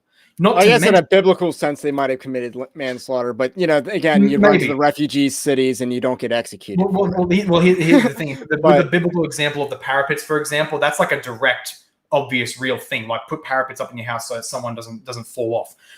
Whereas with this guy's case, it was almost certainly the case. Like, it's not reasonable for someone to have a perfect knowledge of their axle's quality every day, for example, when they're driving. So I drive with the assumption that my vehicle is not going to give out. Yeah, exactly. Maybe he should be obligated. Well, he did have to pay out the insurance, because in the end, he did get a consequence, and that is his insurance had to pay for my brother's car. Right. So he got a genuine financial hit, and it's reasonable, because ultimately it did come from his car. So I would believe there was some form of obligation. Right. So I want to circle back to the article, because you know what exactly is missing? Because he's talking about the risks of people's physical lives, and that's it. Completely ignoring their spiritual lives, because again, he has a new religion, and that religion is Branch Covidianism, and you see how it's a religion here. Yeah. Because it is talking about salvation, but it's talking about a very temporal, works-based, earthly salvation. It is ignoring the larger spiritual issue, and that is, if you're not singing and worship to God, if you're not meeting and gathering or functioning as a church, the gospel is not going to spread. Yeah, that's it. And that's even more dangerous than coronavirus for obvious reasons. Yes, 100%. And to summarize that thing with the risk and all that, it's point being just to put someone liable at a mere hypothetical risk that 99% of the time does not manifest. Like axles don't regularly give out on cars, right? But there is a potential risk that it could. Obviously, that's unreasonable to ascribe to say someone is morally in the wrong for putting that risk into a hypothetical reality of manifestation. Likewise, with the COVID issue, to impugn a pastor or for anyone for going out because they could spread the virus when there's no direct evidence for it is absolutely silly. Obviously, if someone knows that they have the coronavirus, or there's reasonable suspicion that they do, then there should absolutely be a moral guilt placed upon that person for deliberately spreading it. But insofar as it's not proven, and a person has no reason, there's a deliberate guilt associated with spreading disease in Scripture. Like, we have 3 chapters in Leviticus that talk about leprosy and what to do about that. I don't think any of those 3 chapters ascribe guilt to someone for spreading leprosy to another person incidentally. I mean, like, the thing with the law, the Torah, is that it's case law by nature, so it's not perfectly comprehensive on every single potential issue. I think it would be reasonable if someone knew they had leprosy and they knowingly spread it to someone else. I would definitely put some big guilt on that. But Right. But here's the thing with leprosy, right? With the judgment of leprosy, of whether someone was infected, they didn't quarantine people for the mere possibility of being infected. The Levitical law, for example, on disease was that if the priest could determine, for example, whether someone had an infectious disease or not, the priest would determine that. I forgot the exact criteria. I think it had to do with how deep a white wash spot was, or for whatever. example. So if the priest could determine that someone was infectious, then there was some quarantine instituted. The house had to be quarantined for like 7 days and all that. But if it wasn't infectious, then there wasn't really much else to do.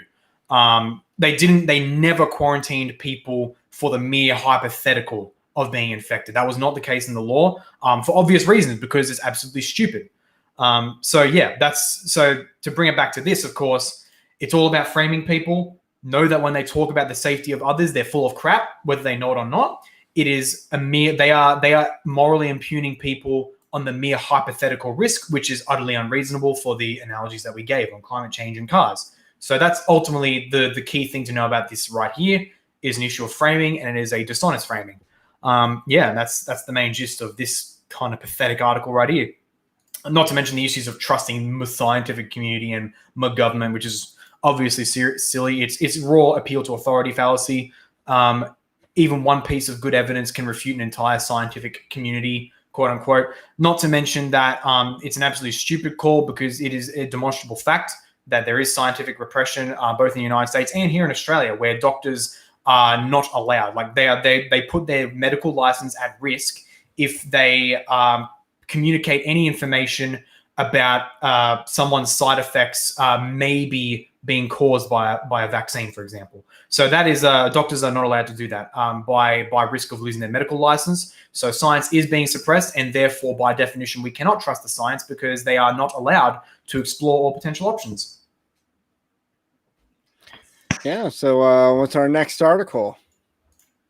Next one, plethora of petitions, blah, blah, blah. No, I think this one. So this one's specifically about the recent marches that happened. So this is on November 19th. When was the last march? Yeah. So the march I went to was on the Saturday. So it was the direct day after. But this picture you see right here in the article, the nooses, that was in Melbourne. So someone brought a display of 3 nooses and brought that to the big march down in Melbourne. So I looked at that and I thought, okay, based one for the short person, and then one for the tall person, one for someone in the middle. I think the short one might be for Dictator Dan himself, but I'm not sure. We'll have to confirm that with the creator of the device. I don't disapprove of brandishing a noose. Oh no, me neither. Because even before the coronavirus, what our governments have done, and particular premiers have done in, for example, New South Wales with Gladys Berejiklian co-sponsoring one of the most unrestricted abortion rights legislation anywhere across the world. But what she did, our governments have given many decrees that warrant death for many of them. I will openly say that 100%. Many government officials in our country and in the United States, definitely across the world, really, have done things which a just society would punish with the death penalty. I 100%. Ironically, usually it's other countries, mainly Europe, exporting and importing into the United States their leftist ideology, their Marxism, all that. But with the issue of abortion, it's almost like the United States exporting. It's the other way around. Yeah, it's very interesting. The other way around. Yeah, because I don't really think it's China. I think it's actually American feminism that's exported. Yeah. So it's a shame, of course, but so with this article, the editor-in-chief of Eternity News himself, John Sandman, goes on a little bit of a whine fest to saying, "Oh, we don't like these protests. They're not good. They're meanie. Blah blah blah blah blah." He points to a McCrindle survey. So McCrindle is like the main kind of data survey collector for statistics and Christianity here in Australia. And so they're like the Barna of Australia. I think so. Yeah. Are they as woke as Barna? I don't think so. I don't see any political angle on that. I don't think they have like a service like. I don't think they're like them where pastors can hire them and they give demographic things and then they write people's sermons. McCrindle doesn't do that. They do more. No, that's Docent Research Group. Sorry, docents. Yes, docent. They're not like no, docents. I was talking about Barna, which is incredibly woke, where they have like initiatives developed to basically, functionally speaking, develop to help woke churches find woke pastors, or help woke pastors find churches to infiltrate. So McCrindle doesn't operate like Barna or Docent in terms of writing sermons, pastors for them, or connecting woke people and all that. They're a survey group. They do provide interesting statistics, but apparently, a McCrindle survey showed. I frankly don't know how on earth. I genuinely don't believe the statistic. There must be some methodological error, because just numbers of the protests of people at protests, and big protests often show that there's an even bigger, like massive demographic that supports an issue, but like obviously a good number of them just can't logistically attend a protest. So the protests against these passports are absolutely massive. So I genuinely do not believe the statistic when they say that a McCrindle survey showed that 83% of Christians supported the vaccine passports. I genuinely don't believe that. And well, you can't trust issue surveys much at all. Yeah, that's it. It's all about the framing of the question. What defines a Christian? Survey groups, well, they can't look at a person's life to see if they're because what defines a Christian? You just got to tick a box in a survey. That's it. You're a Christian. So in a way, I believe the statistic. Like, there's so many normie Christians out there who aren't really Christians, and many who are just flat out apostate but still call themselves Christian. But when you look at actual people who are living the Christian life, and not even necessarily in agreement on this issue, but people who are just consistent Christians, they're pious, they are acting with their faith and all that, that number should drop spectacularly. It's absolutely spectacularly. Unless Christians here excludes Catholics and Orthodox, which, well, maybe it does, maybe it doesn't. But either way, absolutely shocking statistic there. That's how he frames the articles to show, oh, look, a majority, and he made a whole article about this, as he showed with Eternity News, to kind of parrot, look, a majority of Christians support the vaccine passport. So see, those Christians trying to make this a Christian issue are just, no, they're not correct about this, because most Christians actually support this, which is absolutely stupid. But either way, look how he does this. But a Christian website who designed downloadable posters for quote unquote freedom rallies. Notice how he frames it here. So he doesn't believe it's actually an issue of freedom and all that. It's dishonest to say freedom and all that, because they're not right. We should submit to the government, blah, blah, blah. And he look at what he says. Eternity accepts that they have a right to protest, a very important freedom. Christians and others have the right to protest new legislation before Parliament, as is the case with Victoria. But Stu Cameron of Wesleyan Mission, I mean, who the heck is even that? What authorities does this Wesleyan Mission person have? Why should we accept it? But whatever. This one person... Okay, I just got to quickly comment on this section. Eternity accepts, which means this person is speaking on behalf of Eternity. Yeah, because he's the editor-in-chief. So, okay. Yeah. But, so we can presume he's still speaking on behalf of Eternity when he says this but... but this random person I cherry-picked, who has no meaningful authority to everyone around them, points to the tone of the demonstrations. I detest how Trumpian, conspiracy-fueled, social media-driven, fear-engendering social and political discourse is infecting our community. It's nuts and dangerous. By all means, protest and debate government policy, but do it peaceably and rationally. Again, of course, I don't know how this is Trumpian. When Trump was pro-vaccine, he is still bragging about the vaccine. Here's the thing: to the person's he is credit, completely tone deaf to where we are on this issue. To the person's credit, this was written a day before the protest, so maybe it's referring to other protests. But this was written a day before. I mean, I don't know where you get the word Trumpian from, other than being left-wing. So there has been people who obviously make like Trump masks or make America great again and things and all. Those things do appear at protests and all that, that you can see them, but they're extremely tiny for one. But I guess by Trumpian they refer to like the attitude, the spirit of Trump. Right. Of course, it's like the attitude and spirit of the actual Donald Trump is extremely pro-vaccine. The best vaccine ever.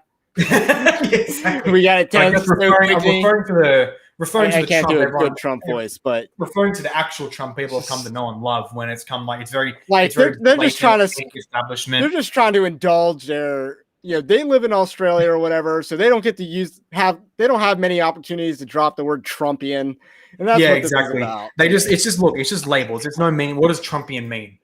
Presumably referring to the very forefront attitude, very blunt attitude of these protests. Of course, that's a good thing. So that Trumpian doesn't mean that.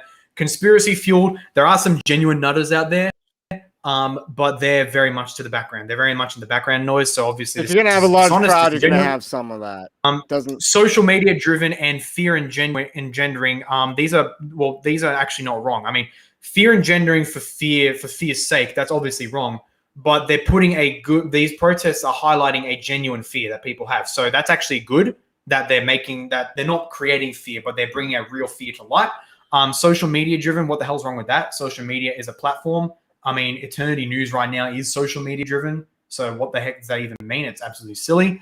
So of course, this person isn't a very meaningful, rational agent and all that. It's just buzzwords, just to slander an entire movement of very ordinary blue collar working people. So I think it's quite clear to know that this Stu Cameron person is not in touch with the regular Australian. Unlike basically everyone else at this political protest, there are plenty of bigwigs at these protests as well, including politicians and political parties, like the main minor parties that are rising up right now to basically take the cause of these protests and to bring them to government, into the elections, have been the United Australia Party and the Liberal Democrats. And of course, Liberal Democrats, whatever. But they are actually the ones who are more so in touch with the people. Of course, it's going to get them votes. So of course they have an appeal to get to it. But you can see the people in these politicians in these parties, and they're much more in touch than this Stu Cameron, for example. Clearly, she has no idea the attitude of the ordinary person, the plight of the ordinary person who just wants to live their normal life. So very, very typical, just pure slander on the part of this person. And it's quite pathetic that the editor-in-chief at Eternity just decides to put this in because, reasons, who knows. And then, of course, here's the enlightened century. He brings up the enlightened centrism of Eternity News once again at this point right here. Identifying Christianity with libertarian politics simply mirrors the left wing, which identified Christianity with liberation theology in Latin America of the last century. Notice this. Look at that. Look, we're the enlightened centrists. Look, the left wing shouldn't do that. Oh, but no, the right wing shouldn't do that either. So you see the enlightened centrist attitude of Eternity. Like, look at us. We're the center. We're truly enlightened. And just to point out, Jesus was not some enlightened centrist in between the Pharisees and the Sadducees. Yeah, exactly. Jesus was more based than the Pharisees, who were basically the representatives of anyone who cared a monicum about following God's law, because the Sadducees didn't. That's it. I mean, the Sadducees, to the Sadducees' credit, they were more faithful in certain respects than the Pharisees, although they had no belief in a resurrection. They had which that's of course erroneous. But they also denied the oral law that the Pharisees held to. So that oral law basically being like the Catholic oral law and all that. But it was weird because they had like a more strict adherence to only scripture, but their only scripture I don't think included the prophets. Well, here's the thing. I think there was actually a little bit of a myth behind that. I think it was actually a misreading by, was it Oregon, I think, who said that the Sadducees only held to the Torah. But actually, I don't think that was the case. I think there's good evidence that they did, and that he was actually mislabeling them with the Samaritans, who did only hold to the Torah, not to the prophets or any other writings. So Sadducees, I do believe, held to the entirety of the Tanakh. So because they rejected the oral law that the Pharisees appealed to, they were in a way a bit more faithful than the Sadducees. But ironically, they had worse conclusions. But either way, Jesus. Either way, it's as they were more. They were far less interested in Jesus. Yeah, that's it. And either way, it's more dishonesty from Eternity to say that this is just a libertarian political and all that. Which obviously is not. It's ordinary people, many of whom probably don't even know what the hell libertarian theory pertains to. Obviously, plenty of libertarians would be involved in this protest. I've seen them personally. I was standing next to some people in the main gathering of the big protest last Saturday with a massive "Don't Tread on Me" flag. So that was funny to see. But I mean, then again, they were also Catholics, so I don't think they're not hardcore libertarians in the way that Eternity would imply. Either way. The core motivation of the people there isn't libertarian politics. It's just, let me live my bloody life. The government doesn't have the right to do what it's doing. It's very right. simple. It's just Yeah. populist messaging of Hmm. it's not it's not exactly united for that much of a greater cause. Oh, make Orwell fiction again. Wow. What? So Salmon goes to critique the many slogans that you see from the protest signs and all that, almost all of which are quite based. So here's the first one: fear God, not Caesar. So the idea, obviously being portrayed by that, is that obviously not to say that we shouldn't have any fear of the government at all. That'd be uncharitable. It's in this context of this situation when Caesar is saying for us is doing this bad thing. We shouldn't submit to Caesar. We should submit to God. We shouldn't fear Caesar in this sense. We should fear God. And then, of course, Sandman decides to do the dishonest thing and apply the general rule given by St. Peter, where he says, show proper respect to everyone, love the family of believers, fear God, honor the emperor. Notice how it doesn't say fear the emperor, but of course, in terms of the spirit of it, it would be saying the same thing. To some degree, we do honor fear. We do give fear to the government, to the state. But of course, he decides to be, rather than take the slogan charitably and address what it's actually talking about and understand the plight of the common man here in Sydney, Australia, instead he decides to be totally dishonest and somehow show that this contradicts what the scripture says about fearing God rather than Caesar. Fearing both God and Caesar to some degree. So of course, great dishonesty right there. And then of course we get more Romans 13. He replies to the slogan, resistance to tyranny is obedience to God, which I believe is commonly attributed to John Knox, but I don't think I've actually ever seen it in his writings somewhere. Either way, very base statement, very base slogan. Wait, and so totally I'm true. reading the Orwell part, and he's like, well, if you look about Orwell, he wrote a lot of journalism and nonfiction, so technically he's really trying to do the actually with that. He's trying to do the actually with the Orwell point. And just to his point, like Orwell, I don't quite get Orwell because he wrote some of the best novels or whatever against like communism and stuff like that, but I believe he was still like left wing in British politics at the time. Yeah, it's just kind of ironic. Yeah, like, you weren't doing it right. It's basically his critique of Stalin, I guess. I don't. Yeah, pretty much. But either way, we see Salmon gives the typical in response to this very true statement that there is such a thing called tyranny when the government oversteps its bounds, and then we resist that. And in resisting that, we're actually obeying God because God did give a certain role to the government. And when the government violates that role, then in order to obey God, we absolutely should resist that. And keep in mind, in the Bible, there are multiple instances where governments were defied biblically. A lot of it in the Old Testament, but they are like any time when Israel is throwing off the Philistines from ruling them, they are actually rebelling against the Philistines. That is never condemned. That's it. And of course, Sandman gives the typical Romans 13. St. Paul writes of the Roman Empire. So technically speaking, he's not of the Roman Empire itself. It is included in this statement, but he's talking about government generally. So this isn't quite right. Whoever rebels against the authority is rebelling against what God has instituted.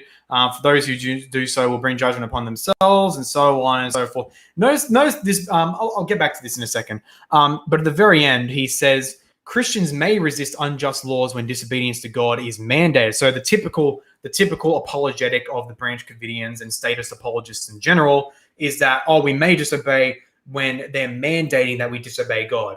I mean, which is true, but that's not it. That's not the only thing. And the comment on the next line, that time may come, but is it now? It's like, yes. Is it really now? Actually, that time was March 2020. But that's it. Yes, that time came and there is a window on when it's too late. Yeah, that's it. There's a window on that. Well past that. These protests are coming much too late, but they're coming now, which is fantastic. And that's the typical Lehman approach. The Lehman subverter approach in order to try and make genuine resistance movements docile, to say, it's not the time now. It's not actually the time now. It may come one day. And of course, they're lying when they say, is that time really now? Because they don't actually have a line in the sand. They don't actually have a consideration of what hill they will die on. Christians now in this period are learning that we must have a hill to die on if we're going to stop government encroachment.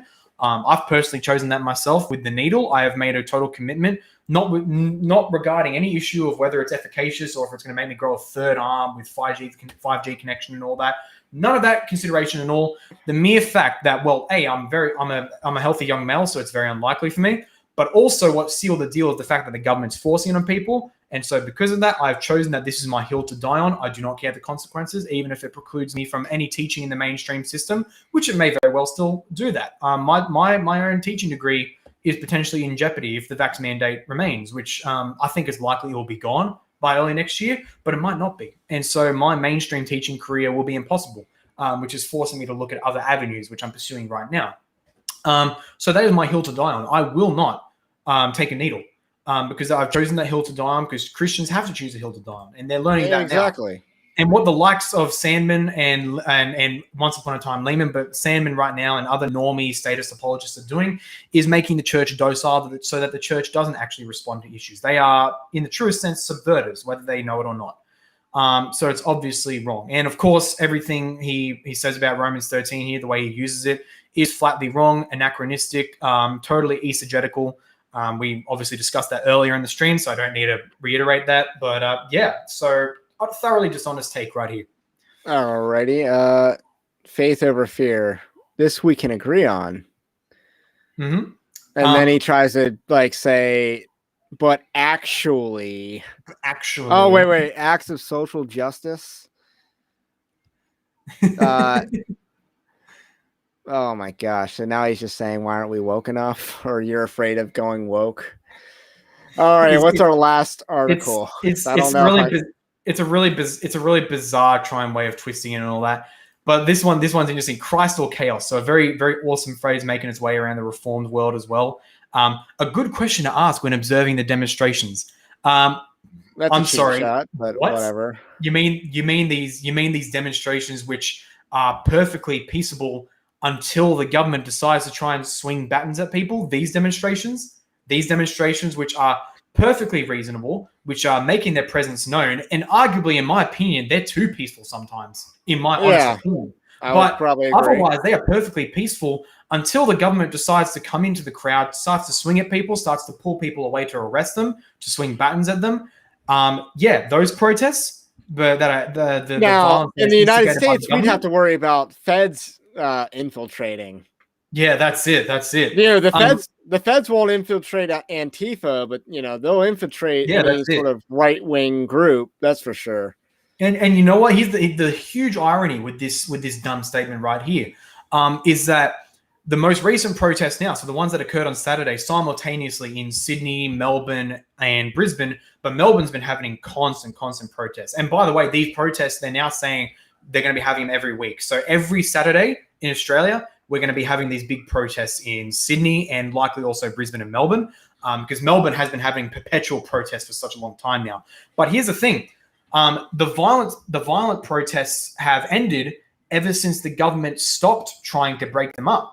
Ever since the government stopped sending in their lackeys in the police force to go in to arrest people, to beat people down, ever since that has mostly stopped, the protests have been perfectly peaceful.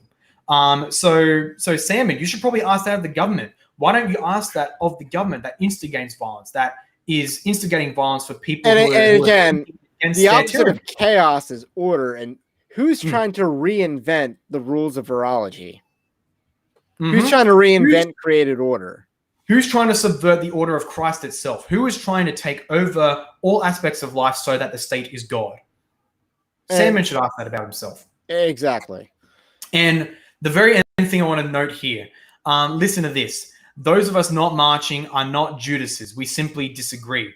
And obviously, this is a dumb straw man. He allegedly appeals to something said by a certain Pat Nassetti, who is a figure. He's not a Judas for not happening to march there. He's a Judas for the friendly fire. That's it. Friendly fire. I would actually think he's enemy fire. I have not found I'm sure they exist. Because not as in every single movement. I've personally not found, of the countless people I know and have met who are of these movements, anyone who says that anyone who is not marching in this protest is a Judas, or someone who's simply not saying something when I demand them to say it is a Judas, right? Actually, I want to comment on the very last line. I'm going to comment that myself. Australia. I want to lead to that. Because What he says, most Christians are happily vaccinated. Most accept vaccine mandates. I believe that's an absolute lie, at least when it comes to genuine Christians.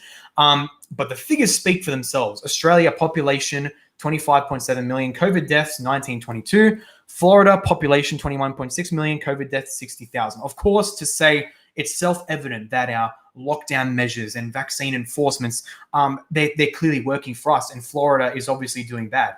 And I actually left a comment in their Facebook integration right here. Hopefully it is actually here. Yep, right here.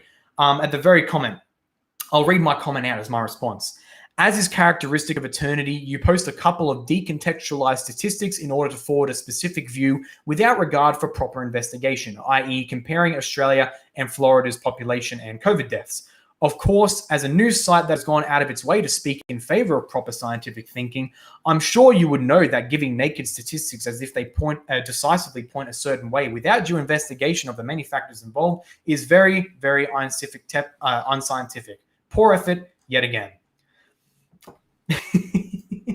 So they don't give it. He chose Florida specifically because of Ron DeSantis. I would go so far as to say that their governor is, like Ron DeSantis, the governor of Florida, is single-handedly, him and Senator Rand Paul are single-handedly the two individuals pushing back on this the most in 2021. Whereas last year it was the South Dakota governor, and no offense to South Dakota, but insignificant state of the 50. It's an insignificant one. And Kristi Noem was the big bulwark last year, but has caved on that issue this year. So Ron DeSantis in Florida is, of course, an international target, apparently, of Branch Covidians everywhere. Yeah, that's it, because they're not actually rationally inclined. And is like a notorious retirement state as well. Yeah, that's it. They're not rational people. This isn't a rational resistance we're seeing here. It's obviously something with a much wider agenda that is using the COVID thing as a means to an end. So yeah, it's correct me if I'm wrong. I don't know the vaccination rate in Australia, but I believe it was probably higher in Florida when a lot of those deaths were occurring. Yeah, it was. No, I actually remember looking just that up saying, myself. The vaccination America rate is has high, had more death in 2021 than we did in 2020 with vaccinations. Yep. I specifically remember looking this up. Florida, at least at that time, was much more highly vaccinated than Australia. So if they want to do the dishonest effort of just putting two naked statistics that imply a certain thing without actually doing a proper scientific investigation of all the relevant factors involved, then you can very easily do that. Because yes, at least at that point, Florida was more vaccinated than Australia. And of course, they'll then suddenly get the scientific mind to say, oh, but that doesn't account for different specific regions in Australia, because there are areas in Australia that are more highly vaccinated, have even less death, which is obviously false. Yeah, I suppose there's areas in Florida that are hotter than other areas in Florida. And then of course, you can then force them to be consistent and all that. Either way. And I think that's more or less all I wanted to show. There was this other one over here, but it wasn't really. It was more of the same stuff. But other than that, that was more or less what I wanted to show as just a taste of the absolute cesspit that is Eternity News, and how it's the Alternative Gospel Coalition Australia that somehow has even less substance and even worse takes. You're truly right about that, because I have written about a couple articles from Gospel Coalition Australia, Gospel Coalition Canada, and several on Gospel Coalition USA, and they are far more subversive in their approach. And that is telling that these guys aren't really trying to hide it. They're not trying to hide their state worship. They're not trying to hide much of that at all. So yeah. And they don't even provide decent theological articles that make a good read on the occasion, like the Gospel Coalition does. I'm not big into but like moral platitude articles. Yeah, even when you mentioned that Megan Best, I believe, you mentioned that was Australian Gospel Coalition. I remember she wrote another article that I actually used in a blog piece I wrote on what was it specifically? Specifically on the issue of whether Genesis 3:16 implies that patriarchy was a post-fall curse. And I argued against that. And I actually used an article of hers at least like as like a further reading kind of thing, I think. But where she basically argues that the meaning of a certain word, I forgot the exact word. What was it? Teshuka, in Hebrew, and it refers to desire. And her article's argument was that when Genesis 3:16 talks about your desire, Eve's desire, will be for your husband, but he shall rule over you. And that's the key verse in question.